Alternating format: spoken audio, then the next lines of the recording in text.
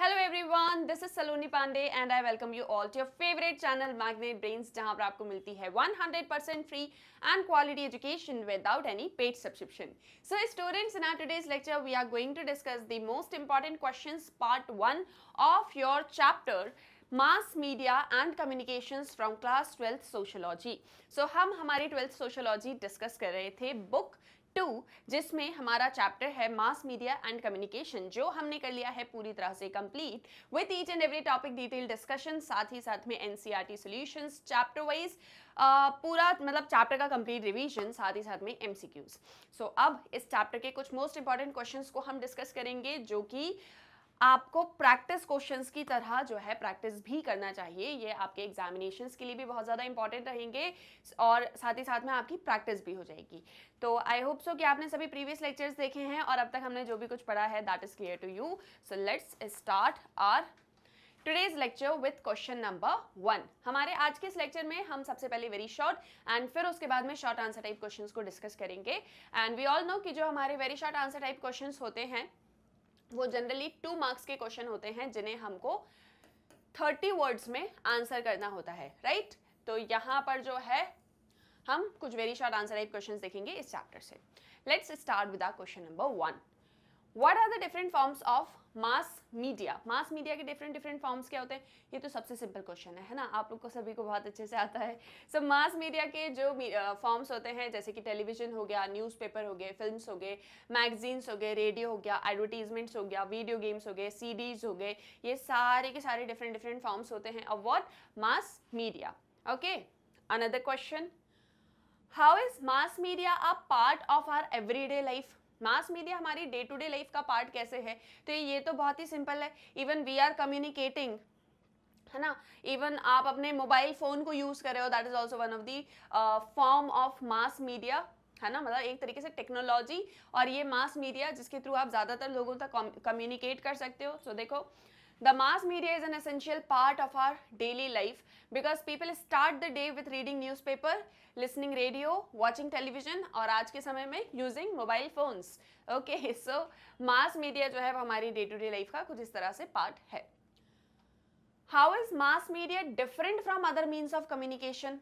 Mass media बाकी दूसरे जो मीन्स ऑफ कम्युनिकेशन होते हैं उससे कैसे डिफरेंट होता है ना. तो देखो, मास मीडिया दूसरे फॉर्म से ऐसे डिफरेंट है क्योंकि यहाँ पर हमको एक फॉर्मल स्ट्रक्चर चाहिए. Just take an example of आप मीडिया, है ना, न्यूज रिपोर्टर्स, टेलीविजन, इन सब के लिए हमको एक पूरा फॉर्मल स्ट्रक्चर चाहिए, है ना. एक पूरा उसमें इंफ्रास्ट्रक्चर भी होना चाहिए, हमारे पास में टेक्नोलॉजी भी होना चाहिए, हमारे पास में कैपिटल भी होना चाहिए, है ना. प्रोडक्शन मैनेजमेंट का पूरा एक हमारे पास में मतलब एक पूरा ऑर्गेनाइजेशनल सेटअप होना चाहिए.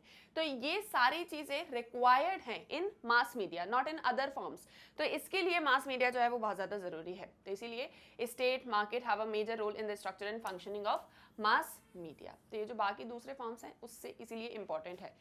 Is that clear? ये सब आपने चैप्टर में पढ़ा है, यहाँ पर आपको सिर्फ प्रैक्टिस करना है. देखो, बेसिकली ये जो हमारा चैप्टर है हमने पढ़ लिया, कंप्लीट कर लिया, सब कुछ है. But when ever if I ask question from you कि अच्छा इस चैप्टर में ये पढ़ा था, इसके बारे में बताओ, सो ऐसा ना हो कि आप बिल्कुल ब्लैंक ही हो जाओ, है ना. उसके लिए हम यहाँ पर कुछ क्वेश्चंस लेकर आए हैं. इन क्वेश्चंस को आप आंसर करिए.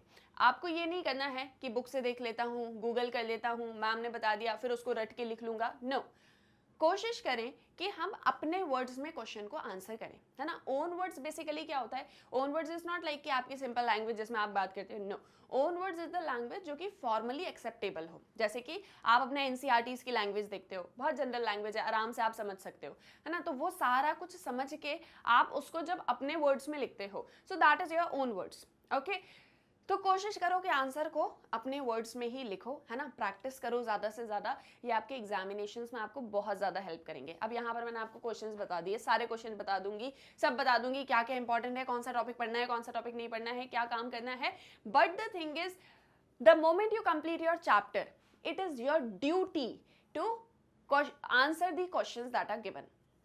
क्यों? क्योंकि यही तो हमारे प्रैक्टिस क्वेश्चंस होते हैं, है ना. जैसे चैप्टर के बाद में क्या दिया होता है, एक्सरसाइजेस, तो वो सारा कुछ हमको कंप्लीट करना है, एक्सरसाइज करो, है ना, प्रैक्टिस करो इन चीज़ों की कि चैप्टर में जो पढ़ा वो उसको आंसर करने की पोजीशन में हो या नहीं। तो ये जो यहाँ मैं पढ़ा रही हूँ ये सब आपने अपने चैप्टर में पढ़ा है, कुछ भी इसमें ऐसा अलग नहीं है कि something that is very different कि ये आपको तो आता ही नहीं था, ये तो आपने कभी पढ़ा ही नहीं था, सब चैप्टर में दिया है। But after completing your chapter आप क्वेश्चंस को आंसर करो, है ना, प्रैक्टिस करो, आपके एग्जामिनेशन में ये चीज़ें आपको हेल्प करेंगी।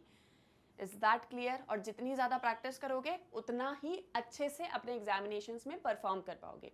Specially I must tell you about sociology कि एज सच जो सोशियोलॉजी का एग्जाम होता है मॉडरेट लेवल होता है, इजी टू मॉडरेट, ना बहुत डिफिकल्ट क्वेश्चन और ना ही बिल्कुल ही इजी क्वेश्चंस, ठीक है, बीच में कहीं पर जो है आपसे क्वेश्चंस पूछे जाएंगे, बट क्वेश्चंस ऐसे होंगे जिनका आंसर आपको 100% आता होगा। बट द ओनली थिंग, जैसे ये भी बोला था कि सोशियोलॉजी बड़ा स्कोरिंग सब्जेक्ट है ना, अब एक चीज है यहाँ पर जो आपको मार्क्स दिलवाता है, वो है कि आप अपने आंसर को कितना अच्छे से प्रेजेंट करते हो।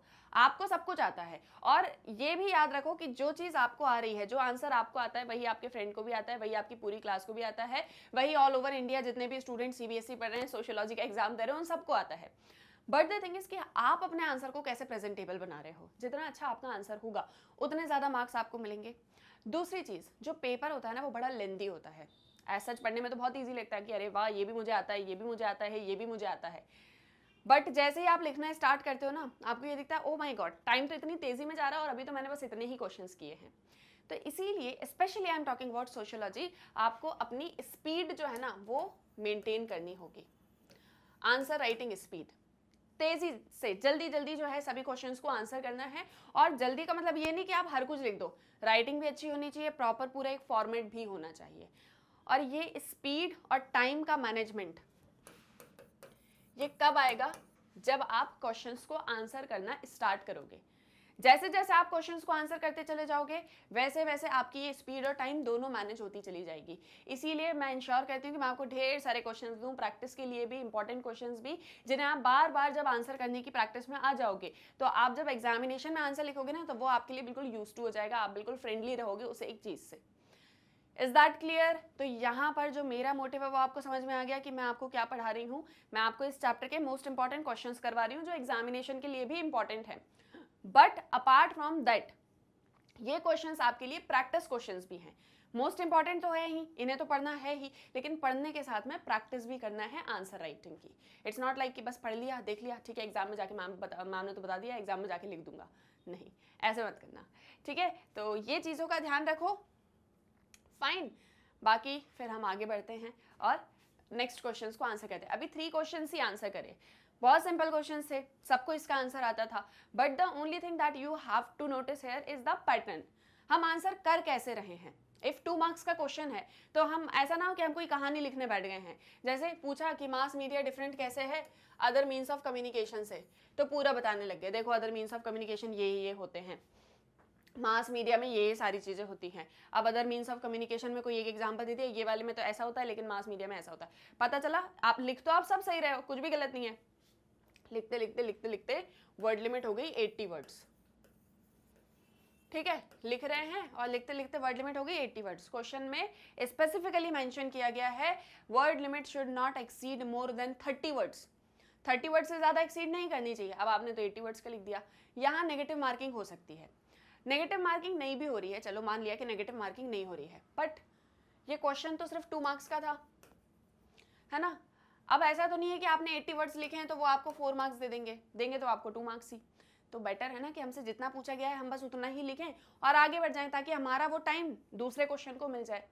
अब अगर आप 30 वर्ड्स का आंसर लिखते हो तो मैक्सिमम आपका 2 से 3 मिनट्स लगेगा, लेकिन अगर आप 80 वर्ड्स का आंसर लिखते हो तो it will take your 6 to 7 minutes, मतलब आप कम से कम कुछ नहीं तो 2-3 क्वेश्चन का आंसर एक ही में लिख दे रहे हो। समझ में आ रही है बात? हाँ, तो इसीलिए इस एक चीज को ध्यान रखना है कि हमको अननेसेसरी नहीं लिखना है अपने आंसर में। And again everything will come from practice, practice करते चलो ये सारी चीजें क्लियर हो जाएंगी। तो वेरी शॉर्ट में जो क्वेश्चंस होंगे उनके आंसर आपको आते होंगे, बट द थिंग इज कि आप आंसर लिख कैसे रहे हो, आप अननेसेसरी टाइम उस पर वेस्ट नहीं कर रहे हो, जितना पूछा गया क्वेश्चन में बस उतना लिखो, आगे बढ़ जाओ। शॉर्ट और लॉन्ग कैसे करना है वो हम डिस्कस करेंगे, don't worry about that, okay. So यहाँ पर समझ में आया कि क्वेश्चंस को आंसर कैसे करना है, जितना पूछा गया है बस उतना अपने आंसर में लिखो and then just move on, fine. हाँ, मूव ऑन कर लो, बिल्कुल सही। चलो question number 4, what was the gravest challenge that media faced in India in 1975? सबसे बड़ा चैलेंज जो मीडिया ने फेस किया 1975 में। जैसे ही 1975 सुना, इंडिया सुना, एक चीज तुरंत माइंड में स्ट्राइक करनी चाहिए। कौन सी? कुछ स्टूडेंट्स आंसर कर पा रहे हैं, इट इज इमरजेंसी, है ना। जो चीज सबसे बड़ी इंडिया में हुई है 1975 में वो एक ही चीज है, इमरजेंसी। उससे बड़ा और कुछ नहीं हुआ, उससे छोटा हुआ होगा, लेकिन सबसे लार्जेस्ट चीज जो हुई है वो क्या है? दैट इज द इमरजेंसी जो 1975 इंडिया में हुई। तो ऑब्वियस है कि मतलब इमरजेंसी टाइम पे मीडिया को क्या क्या फेस करना पड़ा, ये हमसे क्वेश्चन में पूछा जा रहा है। यही पूछ रहे हैं ना कि मीडिया को क्या क्या फेस करना पड़ा। So that we have to write in our answer. देखो हम लिखेंगे कि the gravest challenge that media faced in India in 1975 was with the declaration of emergency and censorship of the media. Emergency declare करी, emergency को declare करते ही media के ऊपर censorship लगा दी गई। क्या सेंसरशिप? कि मीडिया क्या चीज जो है वो न्यूज़पेपर्स में पब्लिश करेगी या अपनी टीवी में दिखाएगी और क्या चीज़ नहीं दिखाएगी। अगर दिखाया गया तो हम आपका चैनल बंद करवा देंगे, या हम जो है आपका सारा सेटअप वेटअप सब खत्म करवा देंगे, आपको जेल में डाल देंगे, इस तरह की चीज़ें थी। तो सबसे बड़ा चैलेंज जो था वो यही था कि 1975 में censorship of the media face करना पड़ा। अब जैसे मैंने आपको बताया अभी कि इसके अलावा ये सारे पॉइंट्स भी हैं कि अगर आप ऐसा करते हो तो आपको जो है आगे प्रॉब्लम्स फेस करनी पड़ेंगी, या फिर आपका जो है पूरा का जो चैनल है उसको बंद करवा दिया जाएगा, एक्सेट्रा एक्सेट्रा, बहुत सारी चीज़ें हुई। अब ये सब कुछ आंसर में लिखने की ज़रूरत है क्या? नहीं। अगर जैसे यहाँ पर अभी 30 वर्ड्स की लिमिट मैच नहीं हुई, अभी मान लो आपके 20 वर्ड्स के करीब हैं, है ना, मान लो फॉर एग्जांपल, तो आप 10 वर्ड्स का कुछ और भी लिख सकते हो, कोई एक एग्जांपल दे सकते हो, या किसी के बारे में एक आध पॉइंट और लिख सकते हो, या चलो यही लिख दो कि उन्होंने बोला कि आपका जो ऑफिस वगैरह है हम उसको बंद करवा देंगे, एक्सेट्रा। बस, इससे ज़्यादा नहीं। क्या पूरा ही केस समझाने लग गए? Okay, getting my point? Good. Next question, इसीलिए फटाफट से सारे क्वेश्चंस देखो, समझो और आगे बढ़ते चले जाओ। और हाँ, जब ये लेक्चर पूरा कंप्लीट हो जाए तब थोड़ा सा रेस्ट लेना, थोड़ा सा रिलैक्स करना, कुछ खाना पीना, पानी पीना, उसके बाद में इन क्वेश्चंस को आंसर करने की प्रैक्टिस करना। Fine, okay. What were the reasons for the growth of Indian language newspapers? Indian language newspapers की ग्रोथ क्यों होती है? क्या कारण था? इंडिया में बहुत सारी लैंग्वेजेस हैं, मोर देन 2200 लैंग्वेजेस हमारे यहाँ बोली जाती हैं, है ना, बट स्टिल हम उसमें से 8th शेड्यूल के अंदर 22 लैंग्वेजेस को कॉन्स्टिट्यूशनल स्टेटस दिए हुए हैं। तो इतनी सारी लैंग्वेजेस इंडिया में बोली जाती थी, तो इंडियन लैंग्वेज न्यूज़पेपर्स हम क्यों लेकर आए? क्या कारण था? वैसे तो मैंने आंसर बता ही दिया है कि रीज़न जो था वो ये था कि हमारे यहाँ पर rise in the literate people who are migrating to cities, and the needs of the readers in the small town and villages are different from that of the cities, and the Indian language newspapers cater to those needs. मान लो ये पूरा India है, ठीक है, ये महाराष्ट्र है, okay, Maharashtra में यहाँ पर एक कोई सा डिस्ट्रिक्ट है, पालगांव या कोई सा भी ऐसा भी करके कोई सा डिस्ट्रिक्ट मान लो, है ना। तो अब उस डिस्ट्रिक्ट के अंदर भी कोई एक छोटा सा विलेज वगैरह है ना, मान लो ये डिस्ट्रिक्ट है, ये डिस्ट्रिक्ट के अंदर ये एक बिल्कुल छोटा सा विलेज है। Is that clear? अब हम न्यूज़पेपर में पूरे इंडिया का न्यूज़ दे रहे हैं, इंग्लिश में दे रहे हैं, या फॉर एग्जांपल मान लो हिंदी में दे रहे हैं, है ना। यू नो साउथ इंडिया में ज़्यादातर लोगों को हिंदी नहीं आती है, ठीक है, तो कैसे ये उन लोगों की डिमांड्स को फुलफिल कर रहा है? महाराष्ट्र में मान लो इन सब लोगों को मराठी आती है, इन्हें इंग्लिश हिंदी नहीं आती, how they will read the newspapers? तो जो हर एक पर्सन की डिमांड है उसको फुलफिल करने के लिए हमने ये जो लोकल लैंग्वेजेस वगैरह थी या इंडियन लैंग्वेजेस जो डिफरेंट होती हैं उसमें न्यूज़पेपर लाना हमने स्टार्ट करा, ताकि हर एक पर्सन की नीड्स फुलफिल हो सके। अब ये छोटा सा टाउन है ना, मैंने आपको कहा ये महाराष्ट्र में पालगांव, और ये छोटा सा एक गाँव, ठीक है। अब यहाँ पर वो पर्सन इतना ज़्यादा पूरे इंडिया के साथ में कनेक्टेड नहीं है, उसको लोकल न्यूज़ चाहिए, है ना। जैसे आप भी हो, आप न्यूज़पेपर पढ़ते होगे, कभी देखा होगा या कभी पेरेंट्स से सुना होगा, तो उसमें जो न्यूज़ होती है वो लोकल न्यूज़ होती है। आज आपकी सिटी में ये होने वाला है, या आपकी सिटी के सराउंडिंग एरियाज में क्या क्या हो रहा है वो बता देंगे, या फिर ऑल ओवर इंडिया की न्यूज़, मतलब एक पूरा सेंट्रल न्यूज़ पूरा इंडिया का कुछ मेजर जो होगा वो बता देंगे, एक दो पूरे इंटरनेशनल का, ज़्यादातर न्यूज़ आपके लोकल वाली होगी, है ना, आपके स्टेट की, आपके डिस्ट्रिक्ट की, ये वाली न्यूज़ होंगी, ठीक है। तो वो हर एक पर्सन की डिमांड को हमने फुलफिल करने के लिए ये एक चीज़ करी। दूसरा, बहुत सारे लिटरेट पीपल की क्लास जो है वो हमारे यहाँ पर राइज हो रही थी, जो सिटीज़ में माइग्रेट कर रहे थे, तो उनके लिए भी न्यूज़पेपर की रिक्वायरमेंट थी। बट क्योंकि लैंग्वेज एक बैरियर ना रह जाए ऐसे में, तो इसके लिए हमने इंडियन लैंग्वेजेस में न्यूज़पेपर्स पब्लिश करना स्टार्ट कर दिया और ऐसे करके उनकी ग्रोथ होने लग गई। Is that clear? समझ में आया? ये आंसर में लिख लोगे? एक बार रीड कर दूं, देखो कैसे लिखोगे answer. The reasons for the amazing growth in Indian language newspapers are: there is a rise in the number of literate people who are migrating to cities. The needs of the readers in the small towns and villages are different from that of the cities, and the Indian language newspapers cater to those needs. Fine? समझ में आया question? Answer कैसे लिखना है ये भी समझ में आया?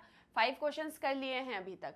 कहीं कोई डाउट आ रहा है, कोई चीज़ मन में है, नहीं मैम समझ में आ रही है, ये चीज़ क्या है, कैसे है, क्यों है, कमेंट सेक्शन में पूछो, ठीक है? कमेंट सेक्शन इसीलिए है, आपके डाउट्स के लिए है। पूछो मैम ये चीज़ समझ में नहीं है, आप बताओ, मैं बताऊंगी। दूसरी चीज़, आपको अगर कोई टॉपिक पढ़ना है, जैसे मान लो मास मीडिया ही पढ़ना है ना, पढ़ा था लेकिन याद नहीं आ रहा, समझ में नहीं आया या ऐसा कुछ भी, मेरे सारे लेक्चर्स का लिंक आपको इस वीडियो के डिस्क्रिप्शन में मिल जाएगा। जैसे ही डिस्क्रिप्शन क्लिक करोगे, मेरे सारे प्लेलिस्ट का लिंक आपको वहाँ मिल जाएगा। क्लिक करो, आराम से पढ़ो, उसके बाद में क्वेश्चन आंसर देख लो, कोई दिक्कत नहीं है, ठीक है? तो ये एक काम करना स्टार्ट कर दो, पढ़ना स्टार्ट करो हर एक सब्जेक्ट के लिए। Now we have another question, that is question number 6. In what ways transnational television companies adopted to the Indian audience?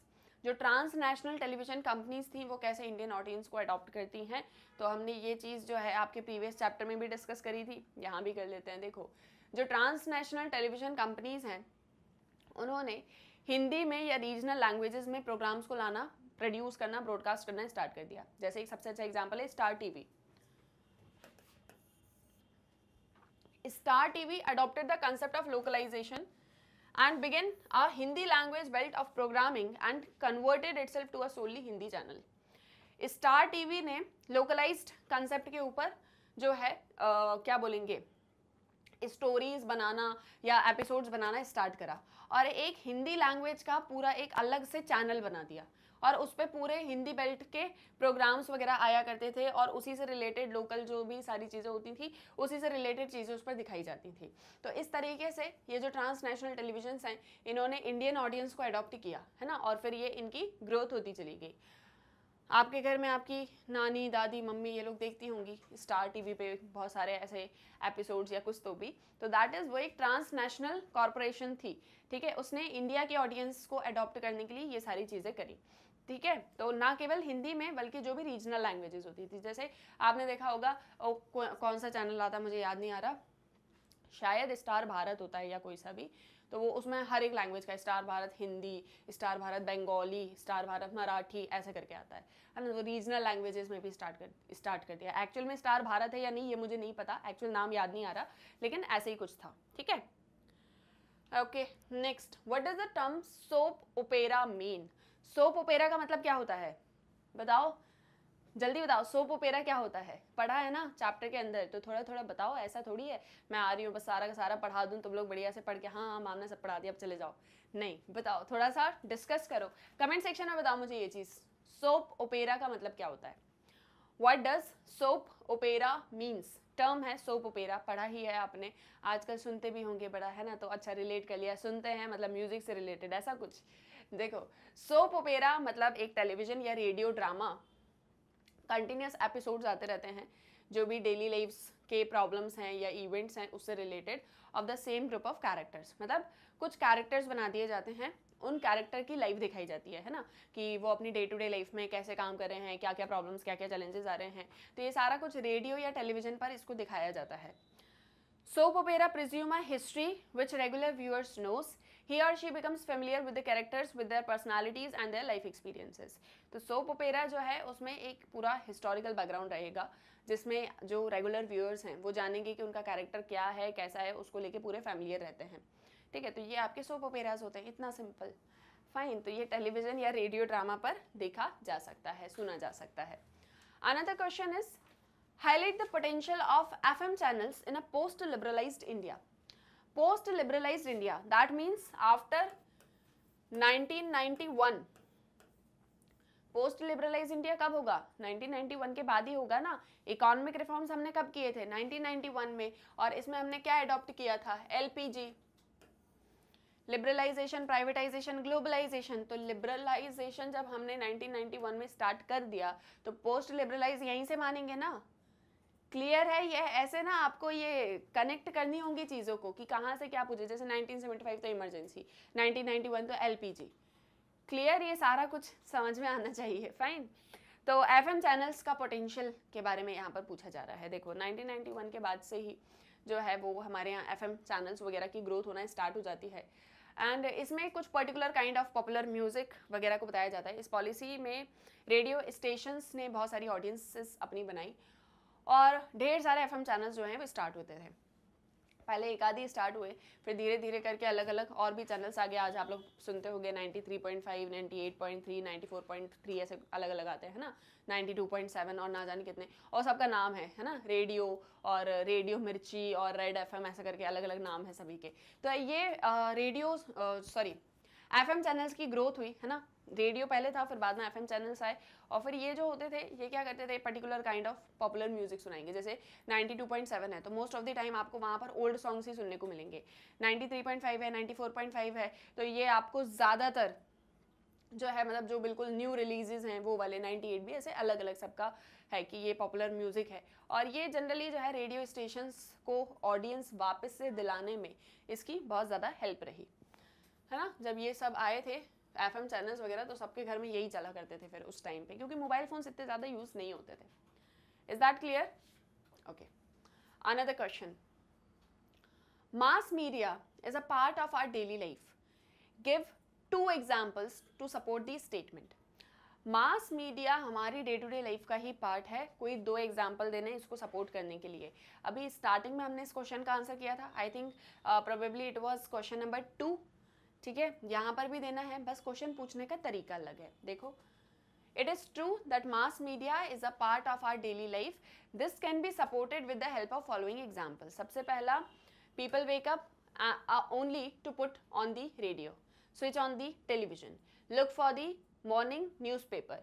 Younger children may first glance at their mobile phones to check their missed calls. जैसे लोग उठते हैं तो सबसे पहले radio on करेंगे या फिर जो है न्यूज़पेपर्स को पढ़ेंगे या फिर जो है टेलीविज़न टीवी ऑन करेंगे। आपके फैमिली में आपने देखा होगा है ना, फादर मदर या ये सब चीज़ें करते होंगे। इवन जो यंगर चिल्ड्रंस हैं वो क्या एक चीज़ करते हैं, सबसे पहले उठेंगे तो अपने फ़ोन को देखेंगे, कहीं किसी का मिस कॉल तो नहीं आया, कहीं किसी का कोई मैसेज तो नहीं आया है ना, रात में उसको टेक्स्ट किया था, रिप्लाई आया कि नहीं आया। ठीक है, तो ये सारी चीज़ें जो है की जाती हैं। तो ऐसे मास मीडिया हमारी डे टू डे लाइफ में है। इसके बहुत सारे एग्जाम्पल्स भी हैं, मतलब अगर आप लिखना चाहें तो इसमें से आप कुछ कुछ एग्जाम्पल्स को पिकअप कर सकते हैं according to your word limit. पूरे एग्जाम्पल्स नहीं देना है ना, ये सारे एग्जाम्पल इसलिए हैं कि इनमें से कुछ तो एटलीस्ट आपको याद रह ही जाएंगे। जैसे प्लम्बर, इलेक्ट्रीशियन, कारपेंटर्स हैं। आज आपको किसी चीज़ की कोई ज़रूरत होती है या आपको ऐसा है कि भाई प्लम्बर को बुलाना है, घर में रिक्वायरमेंट है, तो आप ऐसा नहीं प्लम्बर की शॉप जाते हो, आपके पास उसका नंबर है, आप उसको फ़ोन लगाते हो, सुनो यहाँ पर आ जाना, घर में ये दिक्कत हो रही है ना। तो दैट इज़ समथिंग कि वो भी ईजिली मोबाइल फ़ोन से कनेक्टेड हैं, अर्बन सेंटर से स्पेशली। बहुत सारी ऐसी शॉप्स हैं जहाँ पर स्मॉल टेलीविज़न सेट होता है। इंडियंस अब्रॉड वो अपनी फैमिली से पूरी तरह से टच में रहते हैं बाय द इंटरनेट या टेलीफोन। ठीक है, माइग्रेंट्स जो हैं, वर्किंग क्लास पॉपुलेशन है, अपनी सिटी को छोड़ के दूसरी सिटी में आ गए हैं तो अपनी फैमिली से टच में रहते हैं ओवर दी मोबाइल फ़ोन। तो ऐसे बहुत सारे डे टू डे लाइफ में एग्जाम्पल्स हैं, आप इनमें से 2 भी लिख दोगे तो भी सफिशिएंट है। Is that fine? Okay, now we have another question. समझ में आ रहा है सारा कुछ? ठीक है। Name the nationalist newspapers of 19th century India. 19th century में कौन कौन से न्यूज़पेपर्स चला करते थे? उसमें से मेनली जो नेशनलिस्ट न्यूज़पेपर्स थे, जो इंडिया से रिलेटेड सारी इन्फॉर्मेशन जो है उसमें कोट किया करते थे। इंडिया कैसा होना चाहिए, इंडिया का इंडिपेंडेंस और क्रांति और ये सारे चेंज, रिफॉर्म, ये वाले जिन इन मतलब न्यूज़पेपर्स में इस तरह की जो क्या बोलते हैं खबरें रहा करती थी, तो वो कौन कौन से हैं, उनके नाम आपको बस यहाँ पर बताने हैं। ठीक है, सब पढ़ा हुआ है पहले से? बताओ, थोड़ा सोचो, चलो टाइम देती हूँ तुम लोगों को। ठीक है, थोड़ा सोचो और जल्दी जल्दी से मुझे फटाफट से कमेंट सेक्शन में बताओ कि कौन कौन से न्यूज़पेपर्स थे 19th सेंचुरी में। एक आध भी बता दोगे तो भी चलेगा, अब बुक से देख के बताओगे, याद भी नहीं है। हाँ, सोचो सोचो, जल्दी सोचो और कोशिश करो। ठीक है, देखो सबसे पहले केसरी मलयालम, मातृभूमि मलयालम, अमृता बाजार पत्रिका इंग्लिश, ये कुछ नेशनलिस्ट न्यूज़पेपर्स हुआ करते थे। केसरी मलयालम तो नहीं, मराठी इसका होगा, इसको एक बार क्रॉस चेक कर लेना, ठीक है, या फिर लैंग्वेज मत लिखो, सिर्फ न्यूज़पेपर के नाम लिख दो, है ना। केसरी, मातृभूमि, अमृत बाजार पत्रिका, तो ये 3 हमने लिख दिए हैं इसमें। आप चाहो तो 1-2 और लिख देना, ठीक है। सिर्फ नाम पूछे थे तो हम सिर्फ नाम ही लिखेंगे, उससे रिलेटेड ज़्यादा नहीं। हाँ, ये बता सकते हो जैसे केसरी है तो कौन पब्लिश करते थे इनको, है ना। मातृभूमि है, कौन पब्लिश करते थे इनको, ये लिख सकते हो आप, ठीक है। लैंग्वेज नहीं भी लिखोगे तो भी चलेगा। Next, when did radio broadcasting commence in India and when did it mature? India में रेडियो ब्रॉडकास्टिंग कब से स्टार्ट होता है और ये मैच्योर कब हो जाता है, मतलब कब जो है इसका ज़्यादा से ज़्यादा यूज़ सभी लोग करने लग जाते हैं। देखो, रेडियो ब्रॉडकास्टिंग इंडिया में कमेंस होता है थ्रू अ मैच्योर हम ब्रॉडकास्टिंग। हम ब्रॉडकास्टिंग क्लब्स कोलकाता, चेन्नई में हुआ करते थे 1920s में, और ये पब्लिक ब्रॉडकास्टिंग सिस्टम में 1940s में आते हैं जब वर्ल्ड वॉर 2 चल रहा था, है ना। तो ये एक मेजर इंस्ट्रूमेंट था प्रोपेगेंडा का for allied forces in south east Asia, ठीक है। तो हम ब्रॉडकास्टिंग के साथ में जो है रेडियो ब्रॉडकास्टिंग इंडिया में कमेंस होता है। मेनली ये पहले कोलकाता, चेन्नई 1920s में हुआ करते थे, लेकिन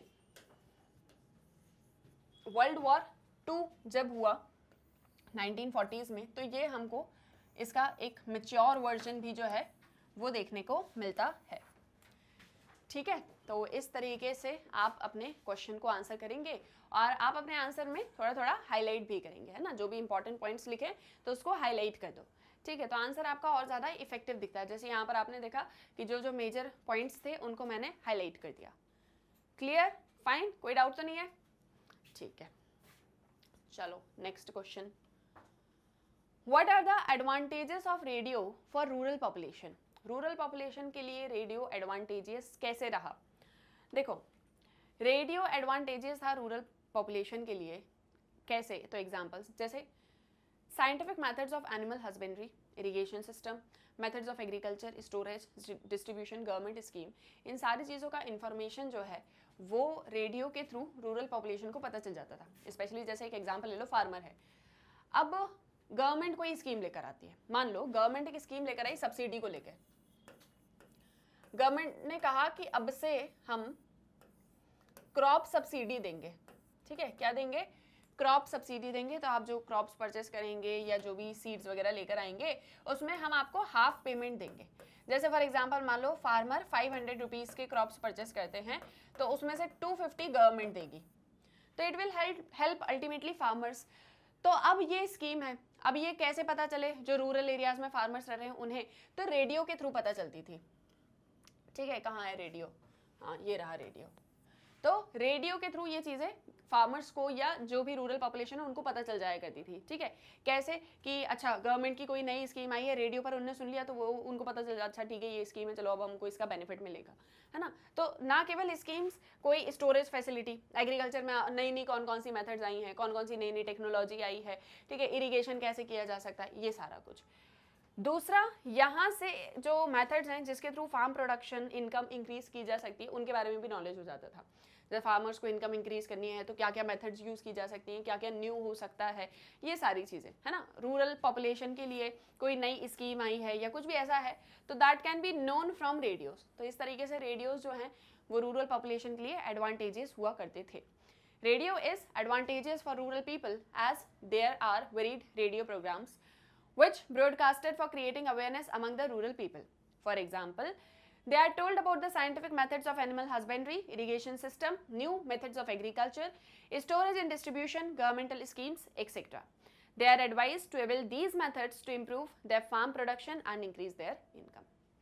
Is that clear? ये भी आया समझ में कैसे क्वेश्चन को हमको आंसर करना है, पैटर्न क्या होगा। Another question is question number 13. So how does mass media function as the watchdog of democracy? Democracy के लिए वॉचडॉग की तरह काम कैसे करता है मास मीडिया? तो क्या बोलेंगे कि मास मीडिया जो है वो पूरे फंक्शंस के ऊपर अपनी नज़र रखता है ना, और जो भी रिलेटेड इंफॉर्मेशन है उसको स्प्रेड आउट करता है। बट लिखेंगे कैसे? देखो, Jawaharlal Nehru, the first prime minister called upon the media to function as the watchdog of democracy. ये लाइन अगर आपने लिख दी एग्जाम में, आपके 1 मार्क्स आपको पक्के मिल ही जाने हैं। 2 मार्क्स का क्वेश्चन है, एक तो पक्के हो गए, दूसरा डिपेंड करता है। देखो क्या होता है, जब आप ऐसे कोटेशंस वगैरह लिखते हो या बताते हो जैसे उन्होंने ऐसा कहा था या इनके व्यू में ऐसा बोला गया है ना, जैसे महात्मा गांधी हो गया, अम्बेडकर हो गए, जवाहरलाल नेहरू हो गया, आप ऐसे लोगों को अगर कोट कर रहे हो, सिर्फ यही नहीं और भी, तो वो आपके आंसर में थोड़े से एक्स्ट्रा पॉइंट्स डालता है। ओके, जैसे आपने लिख दिया जवाहरलाल नेहरू, उन्होंने बोला था कि मास मीडिया जो होती है वो वॉचडॉग ऑफ डेमोक्रेसी की तरह फंक्शन करे। Media was expected to spread the spirit of self-reliance and the media was a means to inform the people of the various developmental efforts. जो भी गवर्नमेंट वर्क कर रही है, जो भी गवर्नमेंट की स्कीम्स हैं, जो भी गवर्नमेंट के पूरे फंक्शंस हैं और जो भी हो रहा है इन अ कंट्री, उसका पूरा इंफॉर्मेशन जो है प्रोवाइड करने का काम किसका है? मास मीडिया का। तो सबसे पहला तो ये इसलिए एक वॉचडॉग ऑफ डेमोक्रेसी है। दूसरा, मीडिया का काम है कि स्प्रेड ऑफ सेल्फ रिलायंस को स्प्रेड आउट करें, है ना, कि हम जो है सेल्फ रिलायंस बने, अपने ऊपर ही सारी चीज़ों को लेके डिपेंडेंट रहे, किसी और के ऊपर डिपेंडेंट ना रहें। तो वो एक स्प्रेड को हमको जो है स्प्रेड आउट करना है। एक कंट्री में एक बहुत ही इंपॉर्टेंट रोल मीडिया प्ले करती है, जहाँ पर मीडिया कंट्री से रिलेटेड सारी इन्फॉर्मेशन देती है। जैसे जस्ट टेक एन एग्जाम्पल, कोई ऐसा पर्सन है जो आपको बताए कि आपकी क्लास में सारा काम कैसे चलता है, आपकी क्लास में सारे स्टूडेंट्स कैसे पढ़ाई करते हैं और कैसा सब कुछ करते हैं। मान लो आता है और वो बताए आपकी क्लास में कोई भी स्टूडेंट बिल्कुल अच्छे से पढ़ाई नहीं करता, आपकी क्लास में किसी भी स्टूडेंट्स के बहुत अच्छे मार्क्स नहीं आते, आपसे ज़्यादा अच्छे दूसरी क्लास के स्टूडेंट्स हैं, आपके टीचर्स आपको इतनी मेहनत करते हैं पर फिर भी आप लोग का कोई भी रिजल्ट नहीं आता, you are the poor students, है ना, ऐसा करके मान लो आपको बोलते, तो आप उसकी बात पे यकीन कर लोगे, अच्छा रोज यही तो बताता है क्योंकि इसको काम दिया गया है और यही सारा कुछ करेगा तो ये हमको बता रहा है, ठीक है। तो दैट मीन्स कि आप अगर अच्छा पढ़ते भी होगे तो भी एक सेल्फ डाउट आपके अंदर आ जाएगा। भले आपकी क्लास बहुत अच्छी है, बहुत होनहार है, बहुत अच्छी पढ़ाई करती है, बट एक सेल्फ डाउट आपके अंदर आ जाएगा। बट यही स्टूडेंट मान लो आपकी क्लास में आता है और आप लोग सिर्फ एवरेज स्टूडेंट्स हो सारे के सारे, और वो आपको बोलता है कि आप लोग बहुत अच्छा पढ़ाई कर रहे हो, बहुत अच्छी मेहनत कर रहे हो और बहुत ही अच्छे से आपको सारे फैक्ट्स वगैरह प्रेजेंट करता है कि देखो आपकी क्लास में इस स्टूडेंट के इतने अच्छे मार्क्स है और ये सब कुछ ऐसे चल रहा है। तो आपकी एक थिंकिंग कैसी हो जाएगी कि भले आप एक एवरेज स्टूडेंट भी हो फिर भी आप बहुत मेहनत करके और ज़्यादा अच्छे मार्क्स लाने की कोशिश करोगे। ऐसे ही सेम मीडिया होता है। मीडिया इस पूरी कंट्री से रिलेटेड सारी इन्फॉर्मेशन सामने रखता है, सच भी जो है, जो रियलिटी है, वो सारी चीज़ों को, सारे फैक्ट्स को सामने रखता है। गवर्नमेंट जो भी काम करी है, जो भी नहीं करी है, उन सारी चीज़ों को, फैक्ट्स, इन्फॉर्मेशन, सारा कुछ आपके सामने रखता है, ठीक है। तो ऐसा नहीं बोल रही हूँ कि वो आपको कोई मिस इन्फॉर्मेशन प्रोवाइड कर रहे हैं, बट वो रियलिटी जो भी है वो आपको दिखा रहे हैं। और मीडिया इन सब में इतना इंपॉर्टेंट रोल इसलिए प्ले कर रही है क्योंकि मीडिया जो चीज़ दिखाती है हमको, हम उन्हीं चीज़ों के ऊपर बिलीव भी करते हैं, है ना। तो मीडिया का एक बहुत इंपॉर्टेंट रोल है इस कंट्री को पूरा शेप आउट करने में और गवर्नमेंट की जो भी प्लानिंग पॉलिसीज हैं उन सारी चीज़ों के ऊपर ध्यान देने में, है ना। तो कहीं भी गवर्नमेंट मान लो कोई ऐसी पॉलिसी लेकर आ जाए जो अच्छी नहीं है, तो मीडिया वहाँ पर आ जाएगी और बोलेगी देखो गवर्नमेंट ने आज ऐसा काम किया, क्या होगा। आप लोग देखते होगे ना न्यूज़ चैनल्स पे कितने डिबेट्स डिस्कशन चलते हैं, हर एक चीज़ को लेकर, कुछ भी हो जाए कंट्री में तुरंत डिबेट डिस्कशन होना स्टार्ट हो जाता है। आजकल जो मीडिया प्रोजेक्ट कर रहा है, सभी मीडिया नहीं बट कुछ कुछ चैनल्स ऐसे हैं जो किसी स्पेसिफिक चीज़ को जो है अपना टारगेट करके और फिर अपने चैनल की ग्रोथ के लिए उसको दिखाना चाहते हैं, मतलब एक एजेंडा के साथ में काम करने लग गए हैं। रियल इन्फॉर्मेशन या एक इंटरप्रिटेशन करना, वो सारी चीज़ों से कहीं ना कहीं बहुत दूर है। They are just like politics politics politics खेलो, बाकी सारी चीज़ों को साइड लाइन कर दो, है ना। कुछ ऐसे चैनल्स हैं, आप लोग भी देखते होगे अक्सर, डिबेट डिस्कशन देखते हो या नहीं देखते हो, कि अभी भी बस वही चल रहा है, स्कूल गए, स्कूल से घर आए, पढ़ाई लिखाई करी, थोड़ा टीवी वी देख ली, मोबाइल पे अपना चल रहा है काम, फ्रेंड से बात करें, बस हो गए, इतनी ही लाइफ है, या उसमें कुछ अलग कर रहे हो क्रिएटिव टाइप से, ठीक है। देखो आपके पेरेंट्स देखते होंगे ना न्यूज़ वगैरह, तो थोड़ा देखा करो, थोड़ा सुना करो, बुरा लगे अच्छा ना लगे, अरे ये क्या है, बहस हो रही है क्या, बट सुनो, थोड़ा सा सुनो, सिर्फ सुनना है, उसको मानना नहीं है सच, सिर्फ सुनना है, ताकि एक नॉलेज आपको रहे कि एक्चुअल में जो मैं आपको पढ़ा रही हूँ ये चीज़ें उनका मतलब क्या है ना। मैंने बोला है ना हमेशा, अगर सोशियोलॉजी पढ़ रहे हो तो अपनी सोसाइटी को ऑब्जर्व करते रहो, यही काम है आपका, रीड रिवाइज ऑब्जर्व, ठीक है। पढ़ लो, समझ लो, उसको रिवाइज कर लो, उसके बाद उसे अपनी सोसाइटी में ऑब्जर्व करो। ऑब्जर्व करो ना कि मीडिया कैसे वॉचडॉग ऑफ डेमोक्रेसी है। Is that clear? तो ये ऐसे आंसर आप लिखोगे, आंसर तो लिखना ही है, पढ़ा हुआ है सारा कुछ चैप्टर में, प्रैक्टिस भी करना है, but apart from that actual में रियलिटी क्या है वो भी तो जानना है ना, तो उसके लिए तो देखना पड़ेगा थोड़ा मास मीडिया को। Fine, so that you have to do. Sociology जब मैंने आपको पढ़ाना स्टार्ट किया था तभी एक फॉर्मूला दिया था, RRO। क्या है ये RRO? रीड, रिवाइज, ऑब्जर्व, ठीक है। मतलब पढ़ लिया चैप्टर, समझ में आ गया, उसको रिवाइज करो, प्रैक्टिस करो, सारा कुछ जो पढ़ा है उसे अपने आसपास में ऑब्जर्व करो। मैं साइकोलॉजी पढ़ाती हूँ, वहाँ भी यही बोलती हूँ, रीड रिवाइज ऑब्जर्व। नोटिस करो, अपने आसपास में देखो ना, ऑब्जर्व करो क्या चीज़ कैसे हो रही है। आपको कोई उसमें पीएचडी नहीं करना है, लेकिन आपको क्या एक चीज़ करना है। कुछ स्टूडेंट्स के मन में क्वेश्चन, मैडम पीएचडी क्या होता है? कोई बात नहीं, अभी तुम लोग को नहीं समझ में आएगा, अभी छोटे छोटे हो। हाँ, तो क्या करना है, ऑब्जर्व करना है, अपने सराउंडिंग में उन चीज़ों को देखना है। जैसे सोशल मूवमेंट्स पढ़ते हो ना, अभी नेक्स्ट चैप्टर है सोशल मूवमेंट्स का। आपने चैप्टर पढ़ा स्ट्रक्चरल चेंज, इंडस्ट्रियलाइजेशन। कैसे इंडस्ट्रियलाइजेशन हो रहा है, कौन कौन सी इंडस्ट्रीज मेजर हैं इंडिया के अंदर, क्या क्या काम होता है इंडस्ट्रीज के अंदर, ये देखा है, कभी ऑब्जर्व किया है? इतने सारे स्टूडेंट्स हो आप लोग, सारे के सारे, किसी ना किसी के तो पेरेंट्स किसी इंडस्ट्री में होंगे, किसी ना किसी के पेरेंट्स तो किसी ट्रांसनेशनल कॉरपोरेशन में होंगे। पता है आपको? नहीं पता। पापा बस जाते हैं, इस जगह पर काम करते हैं, मम्मी बस जाती हैं, इस जगह पर जॉब करती हैं, पापा का ये जॉब है, मम्मा का ये जॉब है, बस। क्या करते हैं, क्या काम है उनका, हमें नहीं पता, बस जॉब करते हैं, उनको ये पता है ना। जैसे किसी के फादर या मदर पुलिस में है, तो क्या करते हैं, पुलिस में क्या करते हैं, चोर को पकड़ते हैं। ऐसा बचपन में बच्चे ऐसे ही बोल देते थे, छोटे छोटे बच्चे, उनसे पूछो पेरेंट्स क्या करते हैं। जैसे मेरी कज़न है, उसके फादर पुलिस में, उससे पूछो पापा क्या करते हैं, तो बोलती पुलिस में है। अच्छा, क्या कहते हैं पुलिस में? चोर को पकड़ने के लिए जाते हैं, ऐसे बोलती थी वो। बल्कि उसके फादर कहाँ थे? जीआरपी में, ठीक है, that means government railways police. तो ये चीज़ें ध्यान रखो, है ना, कि थोड़ा ऑब्जर्व करो अपने आसपास में। यार सोशियोलॉजी जैसा सब्जेक्ट पढ़ रहे हो जो आपकी सराउंडिंग में ही है, आसपास बैठे उठते सब कुछ तो सोशियोलॉजी है, ठीक है, तो इसीलिए उसको ऑब्जर्व करो। Fine, let's move on to next question. In what way advertisement and technology led to revolutionary changes in global communities? किस तरह से टेक्नोलॉजी में जो एडवर्टीजमेंट्स मतलब हमको देखने को मिलते हैं, sorry, in what way advertisement in technology led to revolutionary changes in global communities. जो एडवर्टीजमेंट हुए टेक्नोलॉजी से रिलेटेड, तो उससे पूरा ग्लोबल कम्युनिटीज में रिवोल्यूशनरी चेंजेस कैसे आए। देखो, टेक्नोलॉजी में जो एडवर्टीजमेंट्स किए गए उससे ग्लोबल कम्युनिटीज में चेंजेस ऐसे आए कि जैसे मान लो आपने टेलीविजन का एडवर्टीजमेंट किया, है ना, मतलब television programmes, advertisements between television programs led to the promotion of new consumer products and rise of urban consuming class. Technology क्या है, एग्जाम्पल ले लो, टेलीविजन, टीवी टेक्नोलॉजी है ना। जब आप एडवर्टीजमेंट करोगे टेक्नोलॉजी पर तो उससे कैसे रिवॉल्यूशनरी चेंजेस आएंगे, क्वेश्चन ये है। अब मैंने टेक्नोलॉजी का एक एग्जांपल ले लिया टीवी, अब मैं टीवी पर एडवर्टीजमेंट दिखाती हूँ, देखते हो ना कितने सारे एडवर्टीजमेंट्स आते हैं। शैम्पू का एडवर्टीजमेंट आ रहा है, ठीक है, कोई फूड प्रोडक्ट है उसका एडवर्टीजमेंट आ रहा है, ठीक है, और क्या एग्जांपल ले लो, फूड प्रोडक्ट हो गया, शैम्पू हो गया, और भी आते हैं ना अलग अलग। आजकल तो कोचिंग इंस्टीट्यूट्स के भी आने लग गए हैं, ठीक है, ऐसा मान लो, एक एग्जांपल ले लो। अब इस पर एडवर्टीजमेंट हो रहा है तो आप इन्फॉर्म हो रहे हो। जैसे बहुत छोटा सा एग्जांपल है, कोई शैम्पू, ठीक है, हेयर वॉश। अब कोई हेयर वॉश का प्रोडक्ट आया है मार्केट में, तो कितना ड्यूरेबल है, क्या क्या उसमें क्वालिटीज है, ये सारा कुछ आपको एडवर्टीजमेंट पर दिखा दिया। आप बड़े इन्फ्लुएंस हो गए, आप गए और उसको परचेस करके भी ले आए, ठीक है। तो दैट इज कि अब हमने टेक्नोलॉजी पर जब एडवर्टीजमेंट किया तो उससे हमको चेंजेस देखने को मिल रहे हैं। अभी क्वेश्चन समझ में आया, आंसर में यही लिखेंगे, एडवर्टीजमेंट बिटवीन टेलीविजन प्रोग्राम्स। इससे क्या हुआ, अर्बन कंज्यूमिंग क्लास डेवलप हो गई, कंज्यूमर प्रोडक्ट जो हैं वो नए नए प्रोड्यूस होने लग गए। दूसरा, इससे नेशनल नेटवर्क जैसे दूरदर्शन, प्राइवेट सैटेलाइट चैनल्स, इन सब का एक्सपेंशन होने लग गया।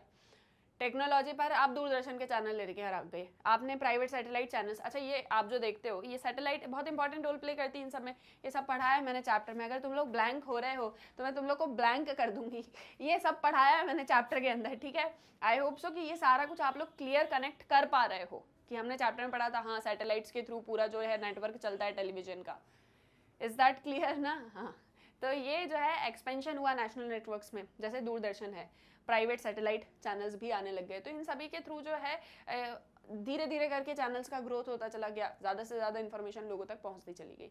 आज आप देखो वो जो आपके ये होते हैं, क्या बोलते हैं इनको, जैसे डिश टीवी, टाटा स्काई और ऐसे करके अलग अलग, ये क्या बोलते हैं, मेरे को टर्म याद नहीं आ रहा, हाँ, तो इन पर आप देखोगे चैनल्स के नंबर तो thousands of channels they are offering, हर लैंग्वेज में, रीजनल लैंग्वेज में चाहिए रीजनल लैंग्वेज में लो, स्पोर्ट्स का अलग चाहिए स्पोर्ट्स का लो, एंटरटेनमेंट का अलग चाहिए वो वाला ले लो, म्यूजिक वाला ले लो, आपको जो चैनल देखना है वो चैनल देखो। तो इतने सारे चैनल्स हैं, तो ये रिवॉल्यूशनरी चेंजेस ही है ना जो कम्युनिटीज में हमको देखने को मिल रहे हैं। हमने तो सिर्फ यहाँ एक एग्जाम्पल लिया टेलीविजन का, आप टेक्नोलॉजी में कोई दूसरा भी तो ले सकते हो। मोबाइल फ़ोन पर भी तो आपको कितने सारे एडवर्टीजमेंट देखने को मिलते हैं, आप उन चीज़ों को फिर कंज्यूम करने लग जाते हो, है ना। तो कंज्यूमर बिहेवियर कहीं ना कहीं यहाँ से डिफाइन हो रहा है, ये भी आप बोल सकते हो। Clear, fine.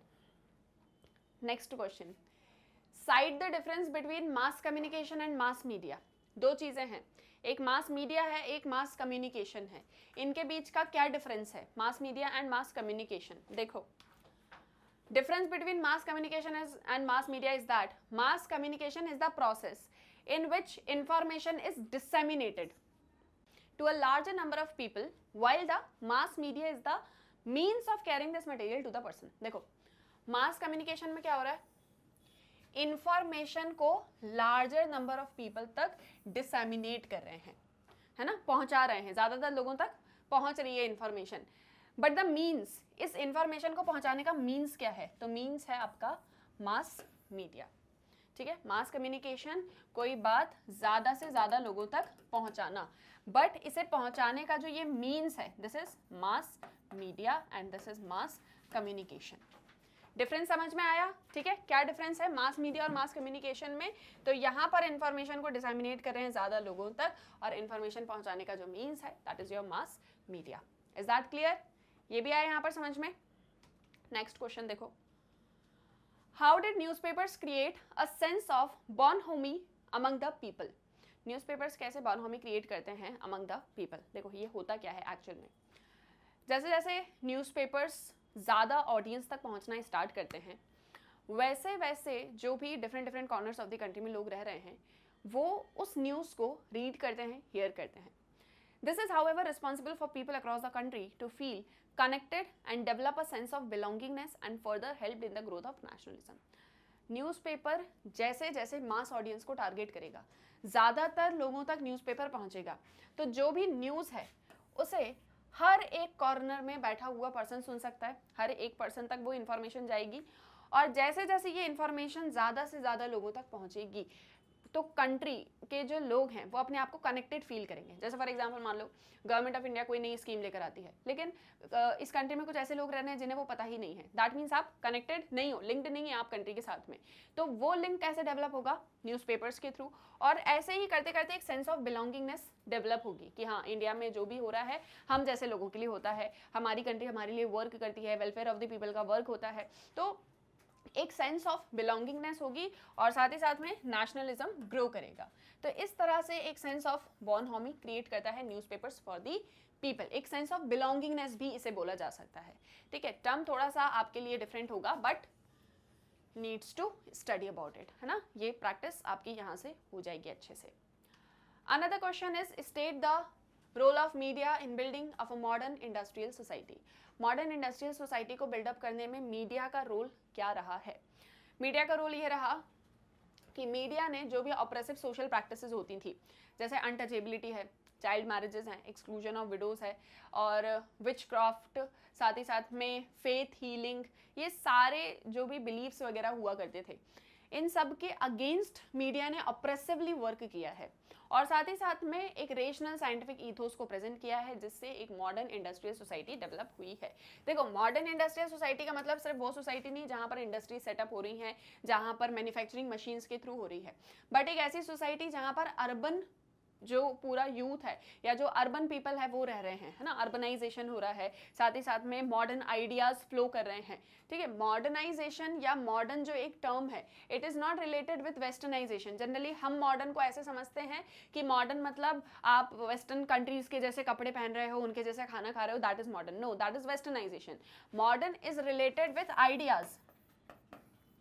तो ये जो आज के समय की मॉडर्न इंडस्ट्रियल सोसाइटीज हैं, अर्बन सोसाइटीज हैं, यहाँ पर मास मीडिया ने रोल कैसे प्ले किया? तो मास मीडिया ने ऐसे रोल प्ले किया है ना, सॉरी मीडिया ने ऐसे रोल प्ले किया कि उन्होंने जो भी सोशल एविल्स थे उनके अगेंस्ट में कैंपेन्स चलाए, उनके अगेंस्ट में अपनी बात रखी, और ये जो child marriages, untouchability, exclusion of widows, ये सारी प्रैक्टिसेस हुआ करती थी, इन्हें खत्म किया, ठीक है। और इसी के साथ साथ में एक साइंटिफिक ईथोस जो है वो पूरी सोसाइटी को सामने दिखाए या उनके सामने रखे।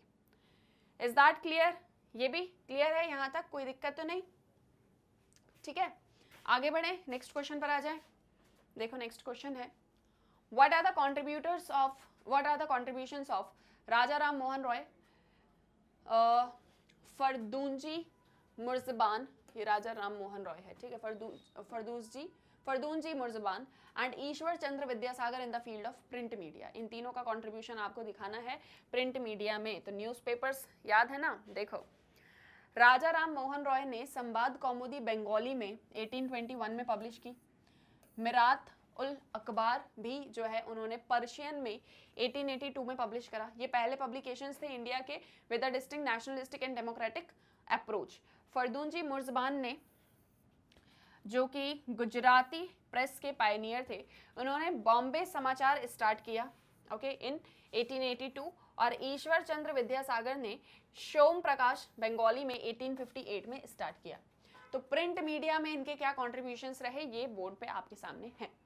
Is that clear? देखो, राजा राम मोहन रॉय संवाद कौमुदी इन Bengali 1821 and Miratul Akhbar in Persian in 1882, Fardunji Murzban Gujarati press 1882 Bombay Samachar, Ishwar Chandra Vidyasagar सोम प्रकाश इन बंगाली इन 1858। तो ये कॉन्ट्रीब्यूशंस रहे हैं इन तीनों के इन the field of print media. Fine, समझ में आया? ये सारा कुछ क्या करेंगे?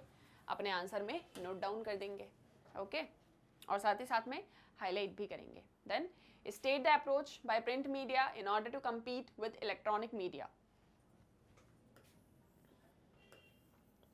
प्रिंट मीडिया और इलेक्ट्रॉनिक मीडिया, इन दोनों के बीच में एक कंपटीशन टाइप से होने लग जाता है। प्रिंट मीडिया पहले न्यूज़पेपर्स वगैरह चलते थे, अब इलेक्ट्रॉनिक मीडिया है ना, न्यूज़ चैनल्स हैं, साथ ही साथ में इवन आपके मोबाइल फोन्स पर भी आपको न्यूज़ मिल जाती है।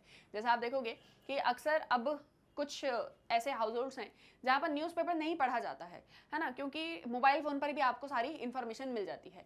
तो अगर यही एक चीज़ चलती रहती है तो शायद बहुत पहले ही न्यूज़पेपर्स आना बंद हो जाते, बट ऐसा नहीं हुआ। न्यूज़पेपर्स आज भी आते हैं, आज भी लोगों के घरों में न्यूज़पेपर्स आते हैं। हाँ, सब घर में उतना ज़्यादा क्रेज़ नहीं है शायद, लेकिन स्टिल वो अभी भी उनका एग्जिस्टेंस है। तो ये कैसे बना रहा, कैसे प्रिंट मीडिया ने अपने अप्रोच को चेंज किया? तो देखो, in order to compete with electronic media, newspapers, especially English language newspapers, have reduced the prices and bought out editions from multiple centers.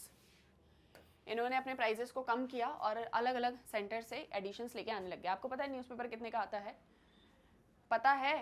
घर में कभी पूछा है अपने पेरेंट्स से कि पापा डेली न्यूज़पेपर आता है या मम्मी डेली न्यूज़पेपर आता है, तो कितने रुपीज़ का आता है? पर मंथ आप न्यूज़पेपर के लिए कितना पे करते हो? पूछा है कभी अपने पेरेंट्स से?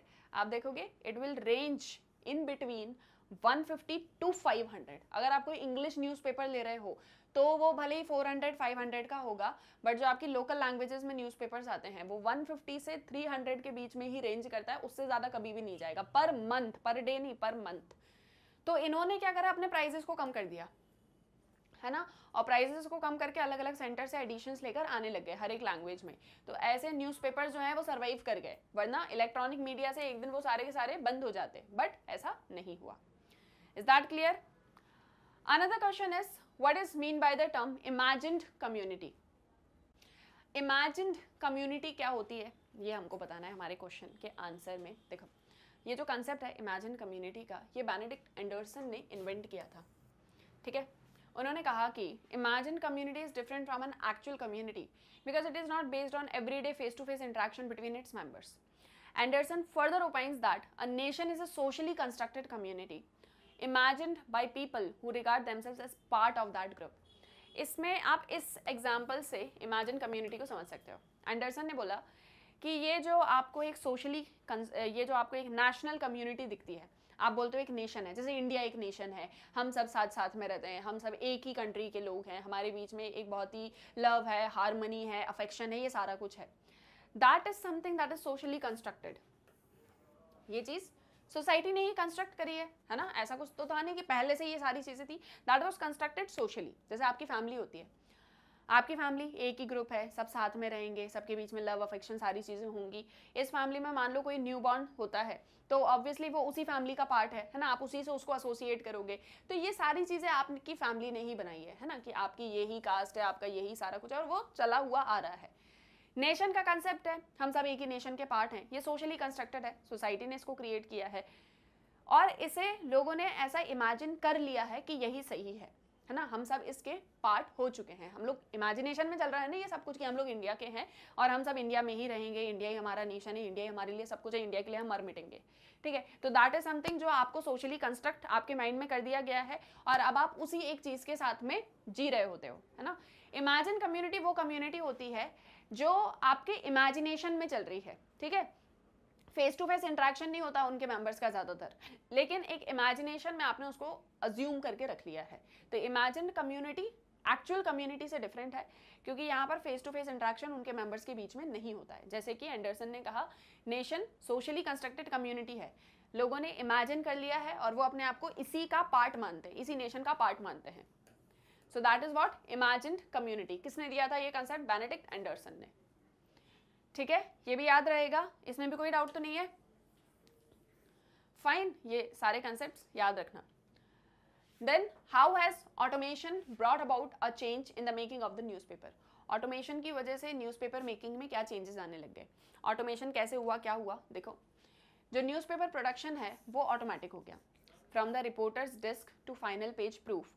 Automation has led to the creation of e-newspapers and use of paper has been completely eliminated. It has been possible due to networks of computers, that is LAN, and use of news making software like Newsmaker. देखो, मान लो कोई reporter है ना, कोई news reporter है, उन्होंने किसी तरह की न्यूज़ को कैप्चर किया, ठीक है। वो न्यूज़ को कैप्चर करके वो न्यूज़ आप तक जब पहुंच रही है ना, वो न्यूज़ आप तक जो पहुंच रही है, ये पूरा का पूरा सिस्टम ऑटोमेटेड हो चुका है। ऑटोमेटेड क्या? जो ऑटोमेटिकली काम कर रहा है। कैसे ऑटोमेटिकली काम कर रहा है? ई न्यूज़पेपर्स, आजकल आप देखते होगे, जो भी न्यूज़पेपर आप रीड करते हो उसका एक ऐप होगा, है ना। उस ऐप को आप डाउनलोड करोगे तो वहाँ पर आपको पूरा न्यूज़पेपर मिल जाएगा। जैसे आपका इन हैंड न्यूज़पेपर होता है वैसा ही सेम रहेगा, बस आपके मोबाइल फ़ोन में रहेगा या आपके लैपटॉप में रहेगा, है ना। तो वो ई न्यूज़पेपर क्या है कि आपको इलेक्ट्रॉनिकली न्यूज़पेपर मिल रहा है, मोबाइल फ़ोन में पूरा ओपन करो और उसको रीड कर लो, पेपर की ज़रूरत नहीं है। इससे पेपर का यूज़ जो है वो हमने ना के बराबर कर दिया है। ये कैसे पॉसिबल हो पाया? तो नेटवर्क्स, कंप्यूटर्स, इन सारी चीज़ों के थ्रू। और एक ऐसा हमने न्यूज़ मेकिंग सॉफ्टवेयर डेवलप किया है ना, जिसे न्यूज़ मेकर बोला जाता है। तो इससे क्या हुआ कि जो न्यूज़ कैप्चर करी वहाँ से लेके जब तक आप तक पहुँच रही है तो पूरा ऑटोमेटिक सिस्टम चल रहा है। इससे जो न्यूज़पेपर मेकिंग है उसमें हमको मेजर चेंजेस देखने को मिले, ठीक है। तो ऐसे ऑटोमेशन के थ्रू जो है न्यूज़पेपर में चेंजेस आए हैं। Is that clear? फाइन। अभी आप लोग न्यूज़पेपर पता नहीं पढ़ते हो या नहीं पढ़ते हो, नहीं पढ़ते हो तो थोड़ा देख लिया करो, एक आधी पेज पढ़ा करो, लेकिन पढ़ा करो, ठीक है। डेली देखा करो कि न्यूज़पेपर में कैसी कैसी इन्फॉर्मेशन आती है, आपको उससे आपकी सोसाइटी के बारे में भी नॉलेज मिलेगा, right? Okay. Another question, what strategies have been used to make the Indian language newspaper popular? क्या strategies को यूज़ किया गया ताकि जो इंडियन लैंग्वेज न्यूज़पेपर है वो पॉपुलर हो जाए, ज़्यादा से ज़्यादा उसको पॉपुलैरिटी मिले इंडियन लैंग्वेज न्यूज़पेपर को? सबसे पहले एडवांस प्रिंटिंग टेक्नोलॉजीज, दूसरा national dailies publish regional editions in regional languages. जैसे मैंने आपको बताया ना कि न्यूज़पेपर आता है तो उसमें एक नेशनल न्यूज़ भी रहेगी, इंटरनेशनल न्यूज़ भी रहेगी। आप जिस रीजन में रहते हो, जिस स्टेट में रहते हो उसकी न्यूज़ रहेगी, आप जिस लोकेलिटी में रहते हो, जिस आपके डिस्ट्रिक्ट में रहते हो उसकी न्यूज़ रहेगी, है ना। तो दैट इज समथिंग कि आप ज़्यादा से ज़्यादा कनेक्ट कर पा रहे हो। अब एक एग्जांपल ले लो, मान लो आप यूपी में रहते हो, आप यूपी में कानपुर में रहते हो, है ना। अब आप वहाँ के बारे में ज़्यादा जानते हो, लेकिन मान लो आपको इन्फॉर्मेशन दी जा रही है न्यूज़पेपर में कि तमिलनाडु का कोई एक डिस्ट्रिक्ट है, वहाँ पर ये सारी एक्टिविटीज़ हो रही है, तो आप बोलोगे मैं कनेक्ट ही नहीं कर पा रहा हूँ, वो कितना दूर है, तमिलनाडु में क्या हो रहा है मेरे को क्या पता, और तमिलनाडु कहाँ है मुझे तो ये भी नहीं पता। है ना, हो सकता है, दिस इज द पॉसिबिलिटी। लेकिन मान लो वो बोले कानपुर में आज ऐसा ऐसा हुआ और ये न्यूज़ आपको मिल रही, तो आप बोलोगे अरे वाह, न्यूज़पेपर में देखो मेरे रीजन के बारे में सारी चीज़ें दी हुई हैं, लोकल सारा न्यूज़ मुझे मिल रहा है। दैट इज समथिंग कि आप कनेक्ट कर पा रहे हो, ठीक है। और जब आप कनेक्ट कर पाओगे तो ऑब्वियस है कि आप उसको रीड करोगे। तो नेशनल पब्लिक जो डेलीज थे उसमें रीजनल एडिशंस भी आने लग गए और रीजनल लैंग्वेजेस में आने लग गए। जैसे आप महाराष्ट्र के मराठी में बोलते हो तो मराठी का न्यूज़पेपर आपको मिल जाएगा, है ना। कंज्यूमर कांटेक्ट प्रोग्राम, जैसे दैनिक भास्कर ग्रुप सीधा कंज्यूमर से कांटेक्ट कर रहे हैं, क्या चाहिए न्यूज़पेपर में, किस तरह की आपको चीज़ें आप न्यूज़पेपर में चाह रहे हो। अब जैसे आपने देखा है दैनिक भास्कर में वो कुछ सिटी करके भी कोई सा एक कॉलम उनका आता है ना, सिटी पेपर या पता नहीं क्या बोलते, सिटी न्यूज़ ऐसा कुछ करके, कोई डीबी स्टार करके आता है, उसमें पूरा आपको स्टार लाइव्स दिखाई जाएगी। फिर उसमें आपका कोई एक बिल्कुल आपकी सिटी की सारी चीज़ें दी रहेंगी, आपकी सिटी में ये प्रोग्राम, ये फंक्शन होने वाला है, यहाँ पर ये एक चीज़ हो गई है। तो वो कॉन्टैक्ट कर रहे हैं कंज्यूमर से, कैसा चाहिए, कैसा न्यूज़पेपर चाहिए, क्या चाहिए न्यूज़पेपर में, वैसा ही न्यूज़ आपको देंगे। Is that clear. तो ऐसे बड़े प्रोग्राम्स भी चलाए गए और ऐसे करके इंडियन लैंग्वेजेस के जो न्यूज़पेपर थे वो पॉपुलर होते चले गए। इंडियन लैंग्वेज के न्यूज़पेपर में सबसे मेन चीज़ें जो आप लिखोगे वो रीजनल लैंग्वेजेस हैं, लोकल लैंग्वेजेस, आपकी लैंग्वेज में आपको न्यूज़पेपर मिल रहा है। Is that clear. अब ये यहाँ तक आपके 22 very short answer type questions थे आप ही के चैप्टर से। यहाँ पर आपको चैप्टर की 90% चीज़ें क्लियर ऑलरेडी हो चुकी हैं, ठीक है। चलो 90 नहीं तो 70 to 90% ऐसे बोल लेते हैं।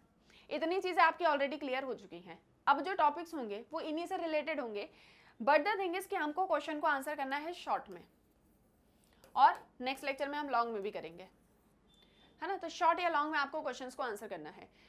शॉर्ट और लॉन्ग में जब आप क्वेश्चन को आंसर करते हो तो आपको क्या चीज़ें ध्यान रखनी है, ठीक है। पहले अभी शॉर्ट का बता रही हूँ, लॉन्ग का बाद में बताऊंगी। देखो सब शॉर्ट क्वेश्चन को आंसर कर रहे हो, जनरली जो हमारे शॉर्ट क्वेश्चंस होते हैं वो 4 मार्क्स के होते हैं और आपको इनको 80 वर्ड्स में आंसर करना होता है ना। 4 मार्क्स का क्वेश्चन है, 80 वर्ड्स में आंसर करो। 4 पॉइंट्स भी लिखोगे तो भी सफिशिएंट है। 20 वर्ड्स के 4 पॉइंट्स लिखते हो तो भी आंसर सफिशिएंट है। बट पैटर्न क्या होगा, कैसे मैं ज़्यादा मार्क्स स्कोर कर सकती हूँ या कर सकता हूँ। जस्ट जब भी आप अपने आंसर को स्टार्ट कर रहे हो, start with a brief introduction, ठीक है। हमको क्या करना है, अपने आंसर का एक छोटा सा इंट्रोडक्शन देना है 10 to 15 लाइंस में, जो भी मैं अपने क्वेश्चन में लिख रही हूँ। मान लो मुझसे पूछा गया effects of print media in India, है ना, ये क्वेश्चन है, तो मैं पहले एक इंट्रोडक्शन दूंगी कि प्रिंट मीडिया होता क्या है, बिल्कुल शॉर्ट में बता दूंगी। प्रिंट मीडिया लाइक न्यूज़पेपर्स, है ना, इनका ओरिजिन इस एक टाइम से हुआ, बस। इसके बाद में मुझे सीधे इफेक्ट्स पर आना है। तो एक छोटा सा इंट्रोडक्शन हमने दिया 10 to 15 वर्ड्स का या 10 to 20 वर्ड्स का, ओके। And then after main part, जो भी हमसे क्वेश्चन में पूछा गया है वो, जैसे इफेक्ट्स पूछे तो इफेक्ट्स हम पूरा लिख देंगे, पॉइंट्स में आंसर लिखेंगे, जहां रिक्वायर्ड होगा वहां पैराग्राफ में लिखेंगे। कोशिश करो कि अपने आंसर में एग्जाम्पल्स इंक्लूड करो, है ना, फ्लो चार्ट्स इंक्लूड करो, जहां भी रिक्वायर्ड है, बन सकता है, वहां पर एग्जाम्पल दो, फ्लो चार्ट बनाओ, डायग्राम बनाओ। ये चीज़ें आपके मार्क्स को वेटेज प्रोवाइड करेंगी, ठीक है। क्वेश्चन मैं आपको बता दूंगी, आंसर भी बता दूंगी, क्या क्या पॉइंट्स लिखना है, क्या नहीं लिखना है, सारा कुछ। प्रैक्टिस आपको करना है, इस पैटर्न को आपको फॉलो करना है। वर्ड लिमिट आपको ध्यान रखनी है, 80 to 90 हो सकता है, बट 80 to 100 120 नहीं हो सकता, फिर आप वो 6 मार्क्स वाले लाइन पर चले जाओगे, ठीक है। और कोशिश तो यही करना कि 80 में ही हो जाए। 80 से 85 हो रहा है, ठीक है, कभी एक आध आंसर में चला गया, उससे ज़्यादा नहीं होना चाहिए, है ना, क्योंकि हमको मार्क्स कितने मिलेंगे, 4 मार्क्स ही मिलेंगे। आप 100 वर्ड्स लिखोगे तो वो आपको 5 मार्क्स तो दे नहीं देंगे, 4 मार्क्स ही देंगे ना, बट ऑब्वियस है। तो इस एक चीज़ को ध्यान रखेंगे। Fine, I hope so very short आपको क्लियर हो गए हैं। अब आपको बस उनको प्रैक्टिस करना है। मैक्सिमम एक क्वेश्चन को आंसर करने में और मिनिमम 2 to 5 मिनट्स लगना चाहिए। कम से कम एक क्वेश्चन को आंसर करने में 2 मिनट लो, ज्यादा से ज्यादा एक क्वेश्चन को आंसर करने में 5 मिनट लो, ठीक है। इससे ज्यादा नहीं, ऐसा नहीं 6-7 मिनट लगा रहे एक ही क्वेश्चन को आंसर करने में, ठीक है। ऐसे में टाइम आप मैनेज नहीं कर पाओगे, स्पीड रखनी है। कोशिश करें 3 मिनट्स में एक क्वेश्चन का आंसर कंप्लीट हो जाए। फाइन, ये आपका वेरी शॉर्ट के लिए है। इसके बाद में जो आपका नेक्स्ट पार्ट है वो है शॉर्ट आंसर टाइप क्वेश्चन, और इसमें क्वेश्चन नंबर 1 है, that is question number 23। What is the mass media expected to do in order to function as the watchdog of democracy. देखो मैंने आपको बोला था ना, वेरी शॉर्ट में आपका 70 to 90% हो चुका है कंप्लीट। हमने वॉचडॉग ऑफ डेमोक्रेसी के अंदर ये एक चीज डिस्कस करी थी ना, कि जवाहरलाल नेहरू ने बोला था कि मास मीडिया जो है वो फंक्शन करेगी as a watchdog of democracy. कैसे फंक्शन करेगी, है ना। What is the mass media expected to do, क्या एक चीज करने वाली है, सेल्फ रिलायंट बनाने वाली है, सारी जो इन्फॉर्मेशन है उसको लोगों तक पहुंचाने वाली है। तो यही सब कुछ हमारे आंसर में लिखना है, but the only difference is कि यहाँ पर हमको थोड़ा सा चीजों को डिस्क्राइब करना है, राइट। जैसे यहाँ पर हमसे बोला कि मास मीडिया, मेजर हमारा क्वेश्चन किसके बारे में है, मास मीडिया के बारे में।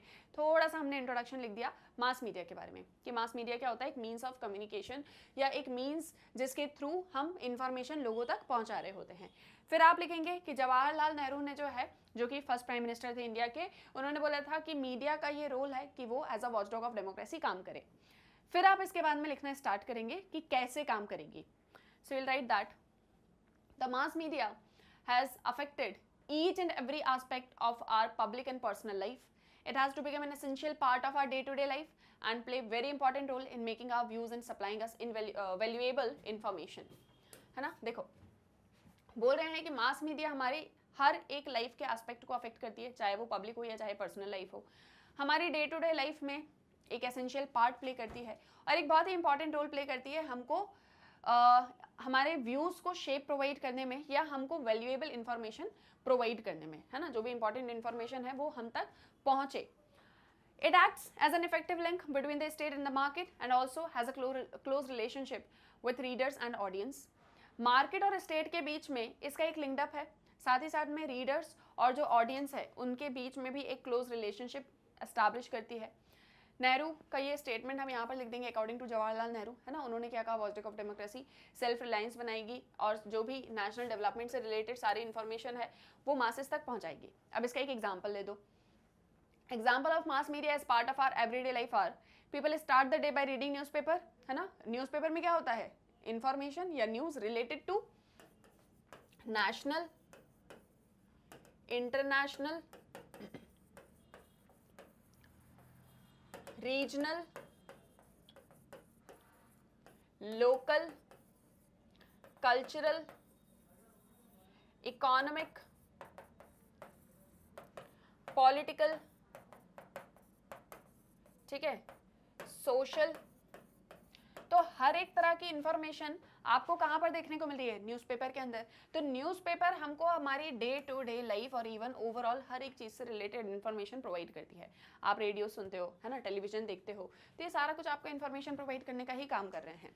ओके, तो ये आप लिखेंगे कि मास मीडिया कैसे वॉचडॉग है।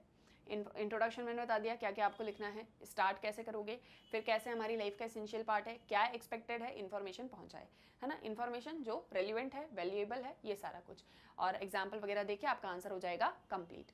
ठीक है, द ओनली थिंग कि जब तक आप प्रैक्टिस नहीं करोगे आप ऐसे क्वेश्चन को आंसर नहीं कर पाओगे। इट इज़ लाइक कि आपको आता सब कुछ है, आपने सब कुछ पढ़ रखा है, बट द थिंग इज कि आपको उसको प्रेजेंट कैसे करना है। बहुत बार ऐसा होता है ना कि हमको सब कुछ आता है, लेकिन the moment we start writing our answer हमको यही नहीं पता चलता कि पहले ए लिखें, पहले दा लिखें, पहले इन लिखें, क्या लिखें पहले, है ना। क्यों? क्योंकि हमने प्रैक्टिस नहीं करी। तो बेटर है कि आप ऐसे क्वेश्चंस को प्रैक्टिस करने स्टार्ट करो और आपके सभी क्वेश्चंस को आप आंसर कर पाओगे। Okay, next is discuss the potential of FM channels in a post liberalise India. Same question very short में आंसर करा, यहाँ थोड़ा डिस्क्राइब कर देंगे। मैंने आपको बोला ना सारी चीजें आपकी पहले कवर अप हो चुकी हैं। एफएम चैनल्स का क्या पोटेंशियल रहा पोस्ट लिबरलाइज इंडिया में, हमने बताया सारा लोगों तक इंफॉर्मेशन पहुंचाना, एंटरटेनमेंट पर्पस एक्सेट्रा। एडवेंट जो है privately own FM radio stations का 2002 में स्टार्ट होता है। इस पर बहुत सारे एंटरटेनमेंट प्रोग्राम्स चलते हैं, इस पर ऑडियंस को अट्रैक्ट किया जाता है। ये प्राइवेटली रन जो रेडियो स्टेशंस हैं ये एंटरटेनमेंट प्रोवाइड करते हैं अपने लिसनर्स को। पोटेंशियल जो है पोस्ट लिबरलाइज इंडिया में अगर हम देखें तो वो किस तरह का है, देखो। In post-liberalized India, the country has potential for using numerous FM channels. In fact, FM channels specializes in particular kinds of popular music, and this policy has greatly helped the radio stations to retain their audiences. Post-liberalized India में बहुत सारे FM channels start होते हैं. In fact, जो FM channels होते हैं वो particular kind of popular music को specialized होते हैं. और ये जो policy है, इसने radio stations को audience grab करने में बहुत ज़्यादा help करी। दूसरा जो फैसिलिटी है एफएम चैनल्स की ऑन मोबाइल फोन्स, इससे और पूरा जो सिनेरियो था म्यूजिक को लेके वो इम्प्रूव हो गया। पहले ऐसा था कि रेडियो के अंदर एफएम चैनल चलते थे, फिर जो आपके मोबाइल फोन्स आने लगे उसमें भी एफएम रेडियो चलने लगा, है ना। तो मतलब एफएम चैनल्स उसके अंदर भी चलते थे, आपके कार्स में, आपके म्यूजिक प्लेयर्स में, हर एक चीज़ में एफएम आने लग गया। तो इससे और ज़्यादा एज मिल गया, और ज़्यादा बूस्ट मिल गया इस तरह के जो मतलब लिसनर्स हैं उन सभी को। ओके, और radio is back in the country, it has high listenership. जो प्राइवेटाइजेशन हुआ रेडियो स्टेशंस का, तो community owned radio status emerge होने लग गया, जिससे रेडियो स्टेशंस की ग्रोथ हुई। बहुत सारे ऐसे होम्स थे जहाँ पर रेडियो, एफएम रेडियो चला करता था इंडिया में, और वर्ल्ड वाइड जो भी ट्रेंड चल रहा है ये सारा कुछ हमको पता चलता था। इसे लोकल रेडियोस को रिप्लेस कर दिया था, है ना। तो ये पोस्ट लिबरलाइज इंडिया में हमको इसके इफेक्ट्स देखने को मिले। हमने स्टार्ट करा, पहले हमने बताया एफएम चैनल्स के बारे में जो पोस्ट लिबरलाइज इंडिया में स्टार्ट होते हैं, है ना। तो वो 2002 से स्टार्ट हो रहा है, उसका थोड़ा इंट्रोडक्शन, फिर पोटेंशियल क्या क्या था तो वो हमने बता दिया। Is that clear? ठीक है, समझ में आए क्वेश्चंस, कैसे क्वेश्चन को स्टार्ट करेंगे, कैसे पॉइंट्स में अपना आंसर लिखेंगे। हमेशा मैंने बताया जहाँ भी इंपॉर्टेंट चीज़ लिख रहे हो तुरंत हाईलाइट कर दो। जैसे मान लो ये आपका आंसर है, ठीक है, अब ये आपने आंसर लिखा, अब इसको आप हाईलाइट कर सकते हो, है ना। इन जनरल या तो अंडरलाइन कर दो, हाईलाइट कर दो, जैसा भी आपको सही लगता है। जैसे ये हमारा आंसर है। पोस्ट लिबरलाइज इंडिया में जो कंट्री है उसने न्यूमरस एफएम चैनल्स को यूज़ करना स्टार्ट कर दिया। इन पर्टिकुलर इनके पास में पॉपुलर म्यूजिक स्पेशलाइज्ड होता था। फिर फैसिलिटी जो है एफएम चैनल्स की वो मोबाइल फोन्स पर आने लग गई। तो ये हमने हमारे आंसर में कुछ इंपॉर्टेंट पॉइंट्स पढ़े, उनको हमने हाईलाइट कर दिया, ठीक है। तो ये आपके आंसर में और थोड़ा सा मार्क्स ऐड ऑन करता है। Is that clear? ऐसा नहीं कि सिर्फ लिखे जा रहे हैं, भले ही बहुत रेलिवेंट लिख रहे हैं, बट थोड़ा हाईलाइट कर देंगे तो और अच्छे मार्क्स। ये सब मार्क्स कैसे कैसे अच्छे लाने ना, वो पूरा प्रोसेस है। देखो, एक होता है कि कोई स्टूडेंट सिर्फ लिख रहा होता है आंसर को, ठीक है, उसने क्वेश्चन देखा, उसको सब कुछ आता था, उसने बस ये पूरा पेपर था और ढ ढ ढ ढ करके सारा कुछ लिखना स्टार्ट कर दिया, पूरा पेज भर दिया, 5-6 पेजेस भर दिए। 4 मार्क्स का था क्वेश्चन और कितने मार्क्स मिले? 2.5। ऐसा क्यों? मैंने तो सारा लिखा था। 2.5 या 3? ऐसा क्यों हुआ? मैंने तो सारा लिखा था, मुझे तो सब कुछ आता था, फिर भी कुछ कुछ चीज़ें गलत हो गई, ठीक है। अब एक कोई ऐसा स्टूडेंट जिसने क्या किया, पेपर था, उसने पेपर में पहले पूरा कुछ एक पैटर्न में लिखना स्टार्ट करा, पूरा पैराग्राफ वाइज, पॉइंट वाइज, और फिर ऐसे करके पूरा आंसर अच्छे से दिख रहा था। टीचर ने दिए 3 मार्क्स, ठीक है। कोई ऐसा स्टूडेंट जिसने आंसर लिखा और आंसर में हाईलाइट्स भी करे, है ना, हाईलाइट करे, अच्छे से लिखा, हैंड राइटिंग बड़ी ही क्लीन, नीट क्लीन थी, आंसर कितने मार्क्स मिले? 3.5। कोई ऐसा स्टूडेंट जिसने इसी सेम आंसर में कोई फ्लो चार्ट वगैरह बना दी, है ना, लिखा सब कुछ उसने भी, इंट्रोडक्शन भी दिया, फिर उसके बाद पॉइंट्स में आंसर भी लिखे, है ना, फिर उसके बाद में कोई फ्लो चार्ट बनानी थी वो भी बना दी, हाईलाइट कर दिया, एग्जाम्पल दे दिया, सब कुछ। कितने मार्क्स? 4 और 3.75, है ना, क्योंकि फुल मार्क्स कभी नहीं मिलते ह्यूमैनिटीज़ के सब्जेक्ट में, बहुत ही रेयर केसेस है कि अगर आपको मिल जाए तो। ऐसा नहीं है कि जो एज इट इज़ पूरा पैराग्राफ में लिख रहा है उसको मार्क्स नहीं मिलेंगे, मिलेंगे उसे भी, बट ये जो चीज़ें होती है ना, मार्क्स ऐड ऑन कर रही हैं। क्या? फ्लो चार्ट बना दी, एग्जाम्पल दे दिया, हाईलाइट कर दिया, थोड़ा सा उसको जो है hand writing neat and clean हो गई, हर एक चीज़ प्रॉपरली दिख रही है, आपकी कॉपी नीट एंड क्लीन दिख रही है, एक्सपेक्टेशन बढ़ जाएगा टीचर का, वो आपको अच्छे मार्क्स देंगे। Fine, clear. उन्हें नहीं पता कि आप कितने एवरेज स्टूडेंट हो या टॉपर स्टूडेंट हो, जो भी आपकी कॉपीज़ को चेक कर रहे होते हैं, है ना, स्पेशली बोर्ड एग्जामिनेशंस में, उन्हें नहीं पता होता ये सारी चीज़ें कि आप कैसे स्टूडेंट हैं। उनके लिए वो सिर्फ एक कॉपी होती है और उन्हें सिर्फ चेक करना होता है। उन्हें ये भी नहीं पता होता कि आप कहाँ से बिलोंग कर रहे हो, कौन सी क्लास के हो, कौन सी कास्ट के हो, क्या स्टेटस है, कुछ नहीं। उनके सामने सिर्फ एक कॉपी होती है जिसे उन्हें चेक करना होता है, और वो विदाउट एनी बायस आपकी कॉपी चेक करके दे देंगे, है ना। तो इसीलिए ये चीज़ें याद रखना कि आप उनको अपनी कॉपी जितने अच्छे से प्रेजेंट करोगे वो आपको उतने अच्छे मार्क्स देंगे। तो ये स्पेशली बोर्ड एग्जामिनेशन में इन चीज़ों को याद रखना। ऐसा तो आपकी कॉपी आपके टीचर्स ही चेक कर देते हैं, लेकिन बोर्ड एग्जामिनेशन में क्योंकि एक्सटर्नल्स होते हैं, सो वो आप अपने आंसर में मार्क्स गेन कर सकते हो, ठीक है। आगे बढ़ें, देखो next question, discuss different aspects of mass media. Mass media के अलग अलग जो भी एस्पेक्ट्स होते हैं उन्हें हमको डिस्कस करना है। देखो, मीडिया एक मीडियम है जहाँ से हम लोगों को एजुकेट कर रहे हैं, अवेयर कर रहे हैं अमंग द मासेस। लोगों को एजुकेट करना, अवेयर करना, वो मास मीडिया का काम होता है। कैसे करते हैं? देखो, पहला, information related to administration reaches to people through media.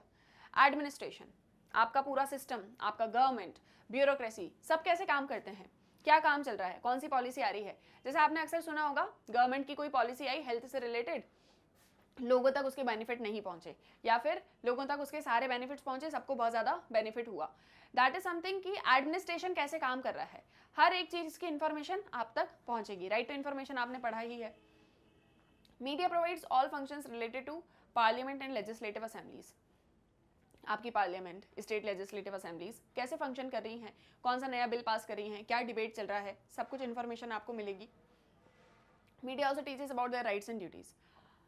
आपके as a citizen of India क्या क्या राइट्स हैं, क्या क्या ड्यूटीज़ हैं, वो सारा कुछ आपको मीडिया के थ्रू इन्फॉर्म्ड होता है। टेलीविजन आपको ये सिखाता है आपको कैसे रहना है, कैसे खाना खाना है, कैसे आपकी ईटिंग हैबिट्स होनी चाहिए, आपका बिहेवियर कैसा होना चाहिए। जनरली आप एक चीज़ देखते होगे और आप लोग बहुत हंसते भी होगे इस चीज़ के ऊपर, वो टीवी सीरियल्स में दिखाया जाता है ना, टीवी सीरियल में जो बहू होती है, ठीक है, वो बढ़िया सुबह से लेकर रात तक तैयार रहती है ना, बढ़िया जो है मतलब हार वगैरह पहन के और पूरी ज्वेलरी, नेकलेस, मेकअप, सब कुछ डेली आप अपने आप को कंपेयर कर लो, डेली देख के आईने में देख के आपको समझ में आ जाए आप कैसे दिख रहे हो, वो कैसी दिख रही है। वो सोती है ना, वो सोते टाइम भी पूरा मेकअप करके सोती है, पूरी ज्वेलरी पहन के सोती है, बढ़िया से लहंगा वहंगा और पता नहीं क्या क्या पहनती है, डिजाइनर साड़ीज, और फिर सोती है। उठेगी भी तो उसके फेस पे मेकअप दिखेगा। हम लोग लगते हैं थोड़े से, समझ रहे हो ना, कैसे सुबह उठते हैं तो, और वो बढ़िया सुंदर सी दिखती है। कैसे खाना खाना है, डाइनिंग टेबल पे बैठ के खाने के क्या एटिकेट्स हैं, ठीक है, कैसे चलना है, घर में कैसे रहना है, बात कैसे करनी है, ये सारी चीज़ें हमको कहाँ से सीखने को मिलती हैं, टेलीविज़न से। एंटरटेनमेंट एपिसोड्स आते रहते हैं।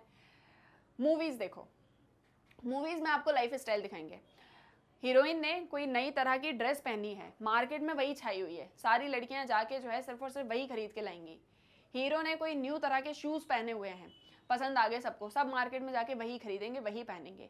तो आपकी लाइफ स्टाइल, आपकी ईटिंग हैबिट्स, आपका बिहेवियर, आपको कैसे रहना है, कैसे क्या करना है, सब कुछ कहीं ना कहीं टेलीविजन के थ्रू आप तक पहुंच रहा है, ठीक है। तो that is also a form of mass media, है ना, जो आप तक ये इन्फॉर्मेशन पहुंचा रहा है। तो इस तरीके से इफेक्टिव वे है। मीडिया के कुछ नेगेटिव इम्पैक्ट्स भी हैं।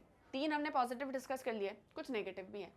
कभी कभी मास मीडिया हमको रियल पिक्चर शो नहीं करता है। अभी मैंने बताया ना, रियल पिक्चर, तुम लोग जब रात में सोते हो और जब सुबह उठते हो, अपने आप को कांच में देख लेना, और एक वो एंटरटेनमेंट एपिसोड की कोई हीरोइन है ना, या कोई बहू जो रात में सो रही है और सुबह उठ रही है, उसको देखो।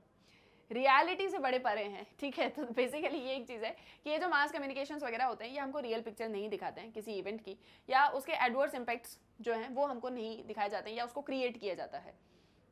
कभी कभी मीडिया बाइज्ड भी होती है। अभी मैंने थोड़ी देर पहले आपको बताया कि आप लोग टीवी पर डिबेट्स देखो, कुछ कुछ न्यूज़ चैनल, कुछ कुछ मीडिया ऐसे हो चुके हैं जो बाइज्ड हो चुके हैं, एक पार्टी को ही सपोर्ट कर रहे हैं, वही एक पार्टी को बस बताए जा रहे हैं, दिखाए जा रहे हैं क्या डेवलपमेंट, कुछ उन्हें किसी चीज़ से कोई फर्क नहीं पड़ता। एक पार्टी का उन्होंने झंडा ले लिया और बस उसी को लेके चल दिया आगे, ठीक है। तो दैट इज समथिंग कि कभी कभी बायसनेस हो जाती है, फेवरेटिज्म हो जाता है, तो अल्टीमेटली आपको रियल जो फैक्ट्स हैं वो जानने को नहीं मिलते हैं, है ना। जैसे आज social media is also a form of mass media.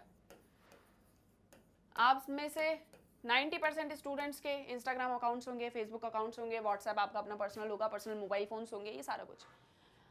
Social media पे क्या दिखाया जाता है, क्या नहीं दिखाया जाता है, ये मुझे आपको बताने की जरूरत नहीं है। आप लोग खुद इतने सारी चीज़ों को जानते हो कि सोशल मीडिया पर किस तरह की इन्फॉर्मेशन आ रही है, क्या चीज़ें दिखाई जा रही है। इंस्टाग्राम, दिन भर स्क्रॉलिंग करते हैं, दिन भर रील्स देखते रहते हैं। अच्छा, किस चीज़ की रील्स देखते हो? कोई डांस कर रहा है, कोई अपने खाने का वीडियो बना रहा है, कोई कुकिंग का वीडियो बना रहा है, कोई ड्रेस पहन पहन के देख रहा है, मीशो से क्या ऑर्डर किया था, इस ऐप से क्या ऑर्डर किया था, इतने रुपए का मिला, इतने का हुआ।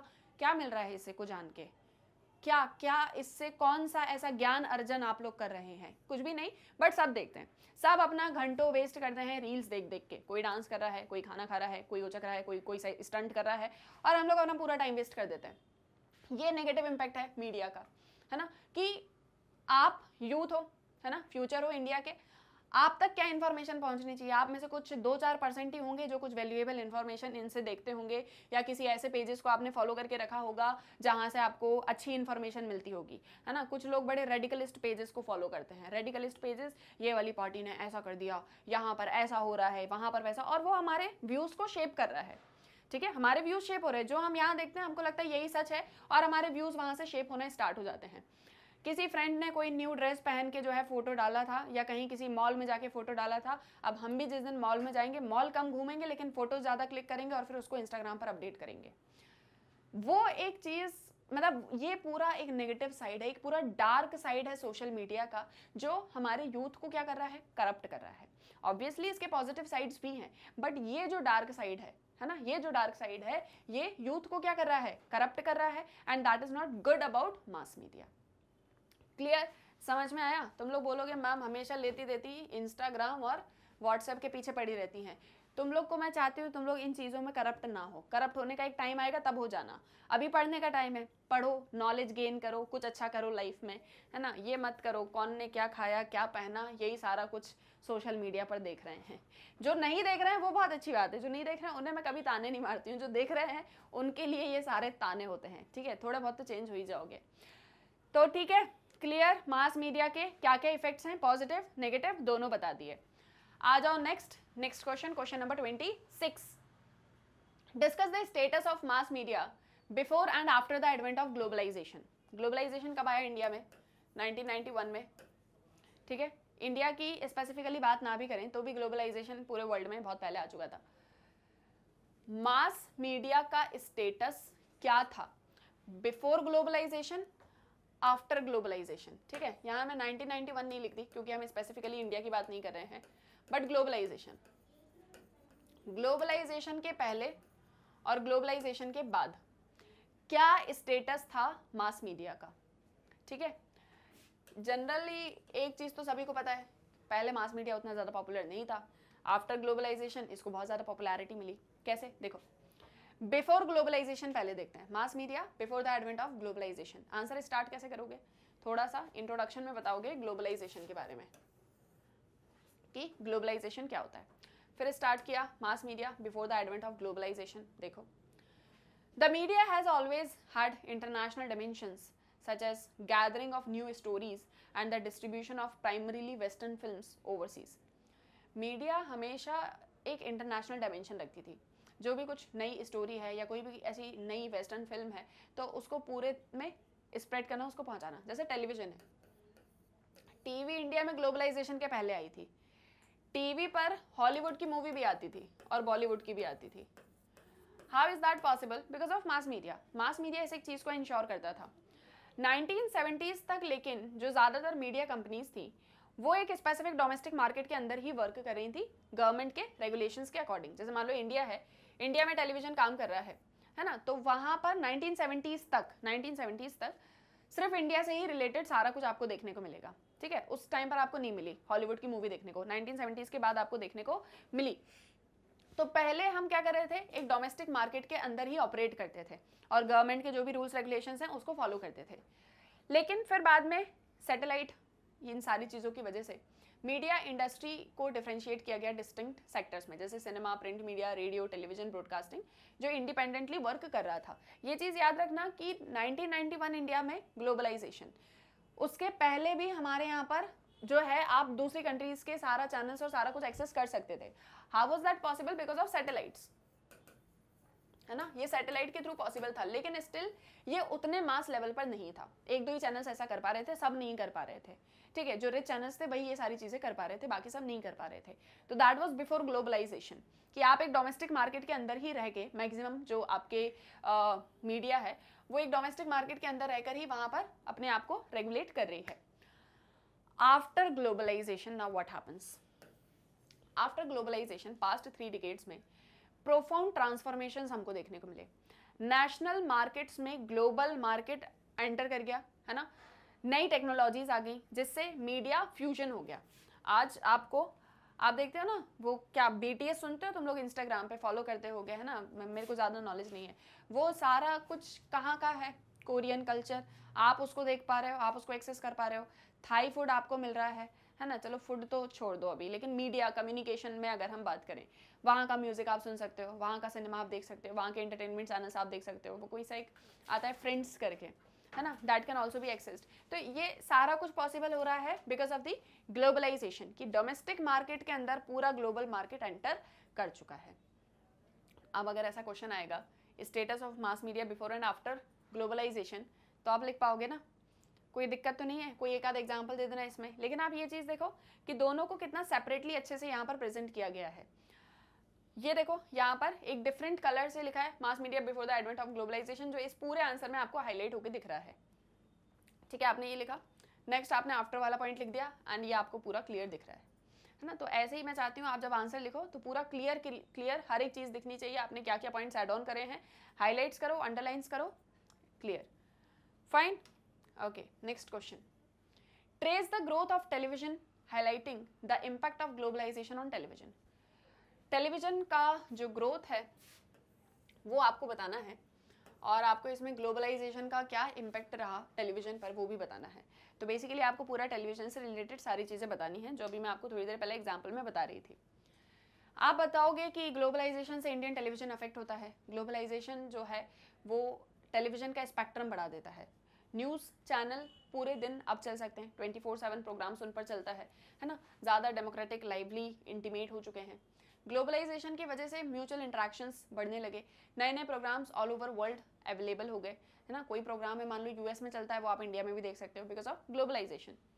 कुछ ट्रांसनेशनल कंपनीज जैसे Star TV, MTV, Channel V, Sony, इन सब ने अपने टीवी प्रोग्राम्स बनाए। ये सारे ट्रांसनेशनल कंपनीज हैं। ट्रांसनेशनल कंपनीज क्या होते हैं? जिनका फर्म या एस्टैब्लिशमेंट एक कंट्री से ज़्यादा में हो रहा है, जो अपनी प्रोडक्ट या सर्विसेज एक से ज़्यादा कंट्री में ऑफर कर रहे हैं, वो ट्रांसनेशनल कंपनीज होती हैं। तो ये जो ट्रांसनेशनल कंपनीज थी, इनने अपने अपने बेस इंडिया में भी ऑब्वियसली सेटअप किए और ज़्यादातर ये जो फॉरेन नेटवर्क्स थे, इन्होंने एक हिंदी लैंग्वेज का सेगमेंट इंट्रोड्यूस कर दिया और हिंदी लैंग्वेज चैनल बनाने लगे। जैसे स्टार टीवी हिंदी में आता था, है ना, आपकी दादी नानी उस पर देखती होंगी, टीवी सीरियल्स आया करते थे, वो एंटरटेनमेंट पता नहीं क्या क्या आता था, पता नहीं तुलसी इसी पे आता था क्या या नहीं आता था, पता नहीं मेरे को।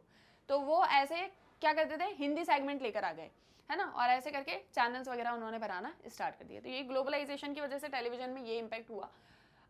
ग्रोथ ऑफ टेलीविजन जो है वो ग्लोबलाइजेशन के पहले ही हो गई थी इंडिया में 1960-70s के टाइम पर, और पहले ब्लैक एंड वाइट आते थे, फिर बाद में कलर टीवी आने लगे, है ना। फिर उसमें धीरे धीरे करके जो है सैटेलाइट्स के थ्रू हम चैनल्स लाते थे, पहले डोमेस्टिक चैनल्स आते थे, फिर धीरे धीरे करके ग्लोबलाइजेशन की वजह से इंटरनेशनली ये सारी चीज़ें ऐड ऑन हो गई।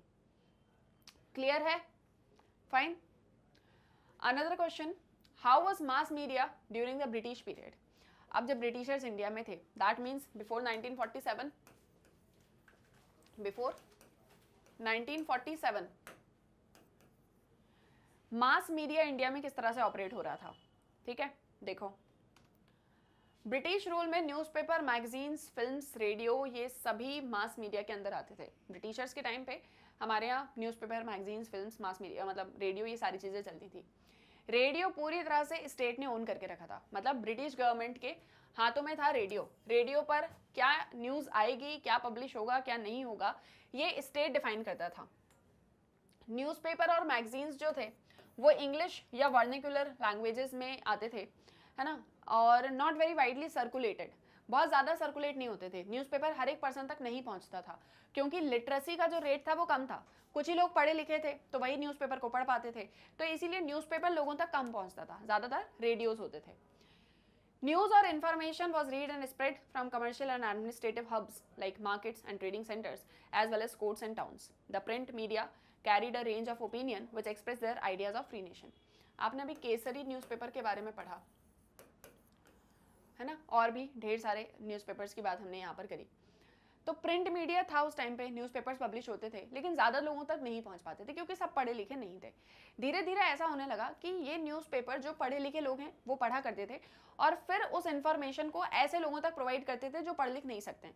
जैसे मान लो कोई गाँव है, वहाँ पर कोई एक लड़का या लड़की है जो बहुत ज़्यादा पढ़ा लिखा है, तो वो न्यूज़पेपर पढ़ लेता था और न्यूज़पेपर में जो भी कुछ है उसका एक जिस्ट लोगों को बता देता था कि ऐसा ऐसा देश में चल रहा है ना। तो वो चीज़, ये administrative hubs, market, trading centre, court, यहाँ से ये सारी चीज़ें हुआ करती थी।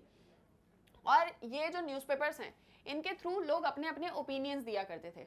जैसे मान लो कि नेशनलिस्ट मूवमेंट चल रहा है, तो हमको कैसे आज़ादी चाहिए है, हम कैसे रहेंगे, हम कैसे ब्रिटिशर्स को अपोज करेंगे, ये बहुत सारी चीज़ें न्यूज़पेपर में आया करती थी। ब्रिटिशर्स ने धीरे धीरे टाइम के साथ में न्यूज़पेपर्स पर भी जो है एक तरीके से बैन लगाना स्टार्ट कर दिया। ये न्यूज़पेपर नहीं जो है इसको पब्लिश नहीं किया जाएगा, या ये न्यूज़पेपर में आप कोई भी न्यूज़पेपर के अंदर आप ऐसी कोई भी इंफॉर्मेशन नहीं दोगे जो स्टेट के खिलाफ होगी। अगर आपने ऐसी कोई इंफॉर्मेशन दी तो आपका जो पूरा मतलब क्या बोलेंगे ऑफिस है उसको ख़त्म कर दिया जाएगा, बंद कर दिया जाएगा, है ना। तो ये इस तरह का जो है ब्रिटिश रूल के अंडर मास मीडिया सर्वाइव कर रहा था। क्या क्या थे? Magazine, films, radio, newspaper. Radio newspaper highly regulated by the government, है ना। बाकी मैगजीन्स, फिल्म्स वगैरह चला करती थी। Clear? Another question, do you think that with the growth of television and internet in India, the print media has been sidelined? क्या आपको ऐसा लगता है कि टेलीविज़न और इंटरनेट के आने की वजह से प्रिंट मीडिया को साइडलाइन कर दिया गया? प्रिंट मीडिया क्या है आपका?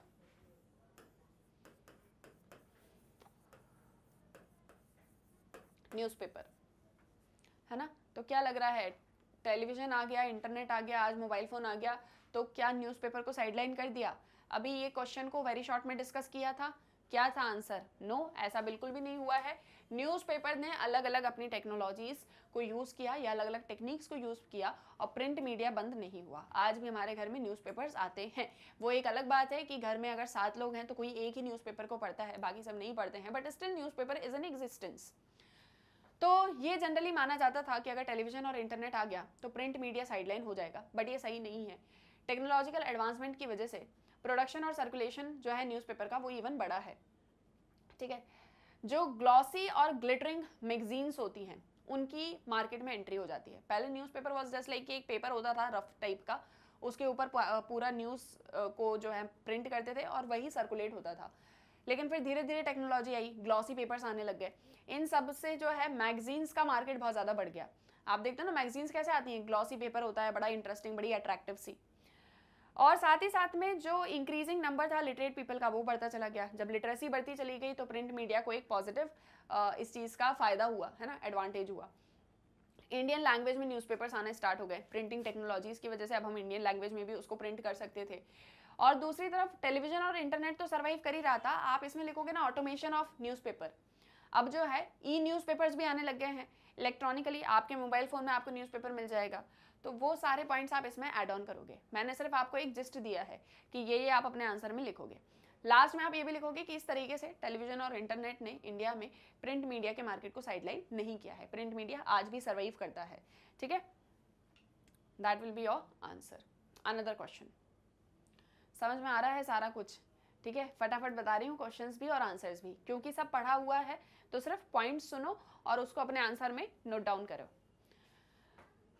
Explain the evolution of modern mass media. Modern mass media का इवोल्यूशन कैसे हुआ ये आपको बताना है। देखो, सबसे पहले modern mass media institution start होता है प्रिंटिंग प्रेस के डेवलपमेंट के साथ में। The first attempt at printing books using modern technologies begin in Europe. Europe के साथ में ये प्रिंटिंग बुक्स या प्रिंट मीडिया स्टार्ट होता है ना। यूरोप में इंडस्ट्रियल रिवॉल्यूशन सारी चीज़ें हुई, वहीं से ये प्रिंट मीडिया स्टार्ट होता है। सबसे पहले बुक्स वगैरह को प्रिंट करना स्टार्ट करा जोहान गुटेनबर्ग। 1414 में सबसे पहले इन्होंने इसको डेवलप किया। इंडस्ट्रियल रिवॉल्यूशन के आने से प्रिंट इंडस्ट्री और ज़्यादा ग्रो करने लगी। कैसे ग्रो करी? जैसे अब इंडस्ट्रियल रिवॉल्यूशन है, मशीन्स आ गई मार्केट के अंदर, है ना, मशीन्स एंटर कर गई मार्केट के अंदर। मशीन्स के थ्रू प्रोडक्शन जो है ये बुक्स का और इन सारी चीज़ों का और जल्दी होने लग गया, है ना। मैनुअल काम नहीं, मशीन के थ्रू ज़्यादा अच्छे से हो जाएगा। पहले जो प्रोडक्ट्स थे प्रेस के वो रिस्ट्रिक्टेड थे लिटरेट एलीट्स के लिए, मतलब सिर्फ और सिर्फ जो भी प्रिंट हो रहा है वो जो पढ़े लिखे लोग हैं और इवन एलीट क्लास के हैं उन्हीं को ये सारी चीज़ें जाएंगी। But it was only in mid-19th century with further developments in technologies that transportation and literacy newspaper began to reach out to a mass audience। फिर 19th सेंचुरी तक आते आते न्यूज़पेपर टेक्नोलॉजी के आने की वजह से और क्योंकि ज़्यादा से ज़्यादा लोग लिटरेट हो रहे थे, ट्रांसपोर्टेशन में डेवलपमेंट हुआ, इसकी वजह से अब जो न्यूज़पेपर है वो ज़्यादा से ज़्यादा ऑडियंस तक पहुँच रहा था या मास ऑडियंस को टारगेट कर रहा था। People living in different corners of the country found themselves reading or hearing the same news. People across the country feel connected and develop a sense of belonging or feeling. So question हमारा था कि कैसे evolution हुआ modern mass media का? Evolution हुआ Europe से। Europe में Johan Gutenberg ने इसमें जो है सबसे पहले अटेम्प्ट किया। इसके बाद में धीरे धीरे करके ये पब्लिश होना स्टार्ट हुए न्यूज़पेपर्स, पहले रिस्ट्रिक्टेड था कि कुछ ही लोग रीड कर सकते थे जो लिटरेट एलीट हैं। धीरे धीरे करके सभी लिटरेट्स धीरे धीरे करके मास ऑडियंस को टारगेट करने लग गया है ना। तो ऐसे करके न्यूज़पेपर का इवोल्यूशन हुआ। इसमें आप एड ऑन कर सकते हो कि ये जो मास मीडिया है ना, स्पेशली प्रिंट मीडिया का स्टार्ट हुआ, लेकिन जो मास मीडिया है धीरे धीरे करके फिर रेडियोज आए, टेलीविजन आना स्टार्ट हुए, एफएम चैनल्स आए, मोबाइल फोन्स आ गए। आज हम इलेक्ट्रॉनिक न्यूज़पेपर्स भी देखते हैं ना, ऑटोमेशन की वजह से, जो भी आपने पढ़ा प्रीवियस लेक्चर्स में, प्रीवियस क्वेश्चंस में, तो वो सारा कुछ आप अपने आंसर में यहाँ पर कोट कर सकते हो। It is up to you कि आप कैसे अपने आंसर को ज़्यादा से ज़्यादा इफेक्टिव बना रहे हो। Okay, and this is the last question. Cultural autonomy of nation is in jeopardy under globalization. Explain the statement. Something very different. अभी तक रीड नहीं किए। Cultural autonomy जो है नेशन की, वो ग्लोबलाइजेशन के अंदर जियोपार्डी में है। मतलब कल्चरल ऑटोनॉमी जो है नेशन की, वो जियोपार्डी में है अंडर ग्लोबलाइजेशन। इस स्टेटमेंट को आपको एक्सप्लेन करना है। क्या समझ में आ रहा है इस स्टेटमेंट से? कुछ कल्चर के बारे में बात हो रही है, कुछ ग्लोबलाइजेशन से रिलेटेड है, नेशन की भी बात हो रही है, जियोपार्डी टर्म भी है, बट इसका मतलब क्या होता है थोड़ा थोड़ा समझ में आ रहा है। Okay, actually what you are going to write, देखो, it is true according to the critics of globalisation of culture through mass media. ये सच है, जो globalisation of culture through mass media के क्रिटिक्स हैं। जैसे अभी मैंने आपको एक सोशल मीडिया का एग्जाम्पल दिया, सोशल मीडिया मॉडर्नाइजेशन तो नहीं बट वेस्टर्नाइजेशन, बहुत सी ऐसी चीज़ें हुई ग्लोबलाइजेशन के बाद में जिसने कहीं ना कहीं हमारे कल्चर को करप्ट करने की कोशिश करी। मास मीडिया इसमें बड़ा इंपॉर्टेंट रोल प्ले कर रहा है। मैंने अभी आपको बताया ना, सोशल मीडिया हो गया, टीवी हो गया, आपका मैगजीन्स हो गया, आपके मोबाइल फ़ोन्स हो गए, ये एंटरटेनमेंट एपिसोड्स, मूवीज़, ये सब हमारी लाइफ स्टाइल को चेंज कर रहे हैं, हमारे कल्चर को चेंज कर रहे हैं। अब जैसे पहले की मूवीज़ में अगर आप फीमेल या मेल को देखोगे तो वो धोती कुर्ता ही पहने हुआ है, साड़ी ही पहने हुई है। आजकल वेस्टर्न क्लोथ्स, लाइफ स्टाइल, पहले घर में खाना खा रहे हैं, नीचे बैठ के ज़मीन पे खाना खा रहे हैं, आज डाइनिंग टेबल का कंसेप्ट कैसे हुआ? ग्लोबलाइजेशन की वजह से। तो ये जो क्रिटिक्स हैं ग्लोबलाइजेशन ऑफ कल्चर के, वो बोलते हैं, इसको सही मानते हैं कि कल्चरल ऑटोनॉमी जो है नेशन की, that is in jeopardy under globalisation. कैसे इसको एक्सप्लेन करेंगे? देखो, सबसे पहला, at a social level the structure and institutions of traditional culture get disturbed. Social level पर अगर हम देखें तो हमारा जो ट्रेडिशनल कल्चर है उसका स्ट्रक्चर और वो इंस्टीट्यूशन पूरी तरह से डिस्टर्ब हो रहा है। सबसे अच्छा एग्जांपल सोशल मीडिया।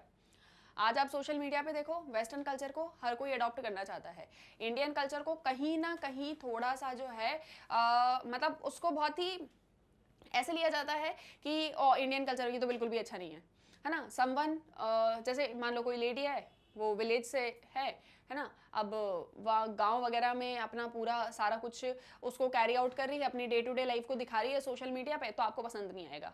वहीं कोई बिग मेट्रो सिटी की लड़की है और वो आपको अपनी लाइफ स्टाइल दिखा रही है, आप उसको देखने में ज़्यादा इंटरेस्टेड हो, वो कौन सा मेकअप प्रोडक्ट्स लगा रही है। वहीं कोई विलेज से है ना, मतलब गांव से कोई औरत है, वो आपको अपने विलेज के बारे में उतना दे रही है, आपको उतना पसंद नहीं आ रहा।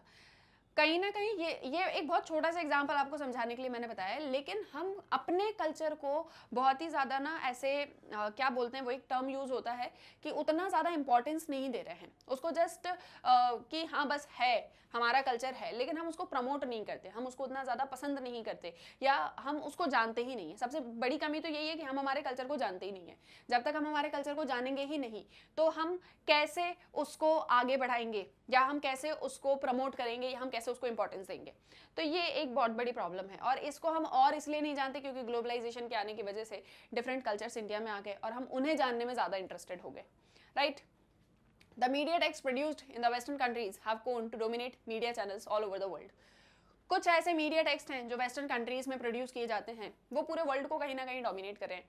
इंडिया का जो टेलीविजन नेटवर्क है उसने ब्रॉडकास्टिंग करना स्टार्ट करा, जो कि फॉरेन कंट्रीज में प्रिपेयर हुए हैं। तो ये प्रोग्राम कहीं ना कहीं हमारे लोकल कल्चर्स को ही डिस्ट्रॉय करते हैं। मतलब हम ऐसी चीज़ों को यूज़ कर रहे हैं जो फॉरेन से बन के आया है, तो ऑब्वियस है ना कि कोई फॉरेन प्रोडक्ट है तो वो क्यों इंडिया का प्रमोशन करेगा, तो वो तो कहीं ना कहीं अपने कल्चर को रिलेट करेगा, तो that is going to destroy our local culture.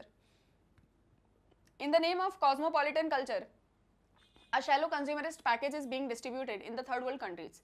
Under the influence of such culture, every relationship tends to become a short-lived activity for monetary satisfaction.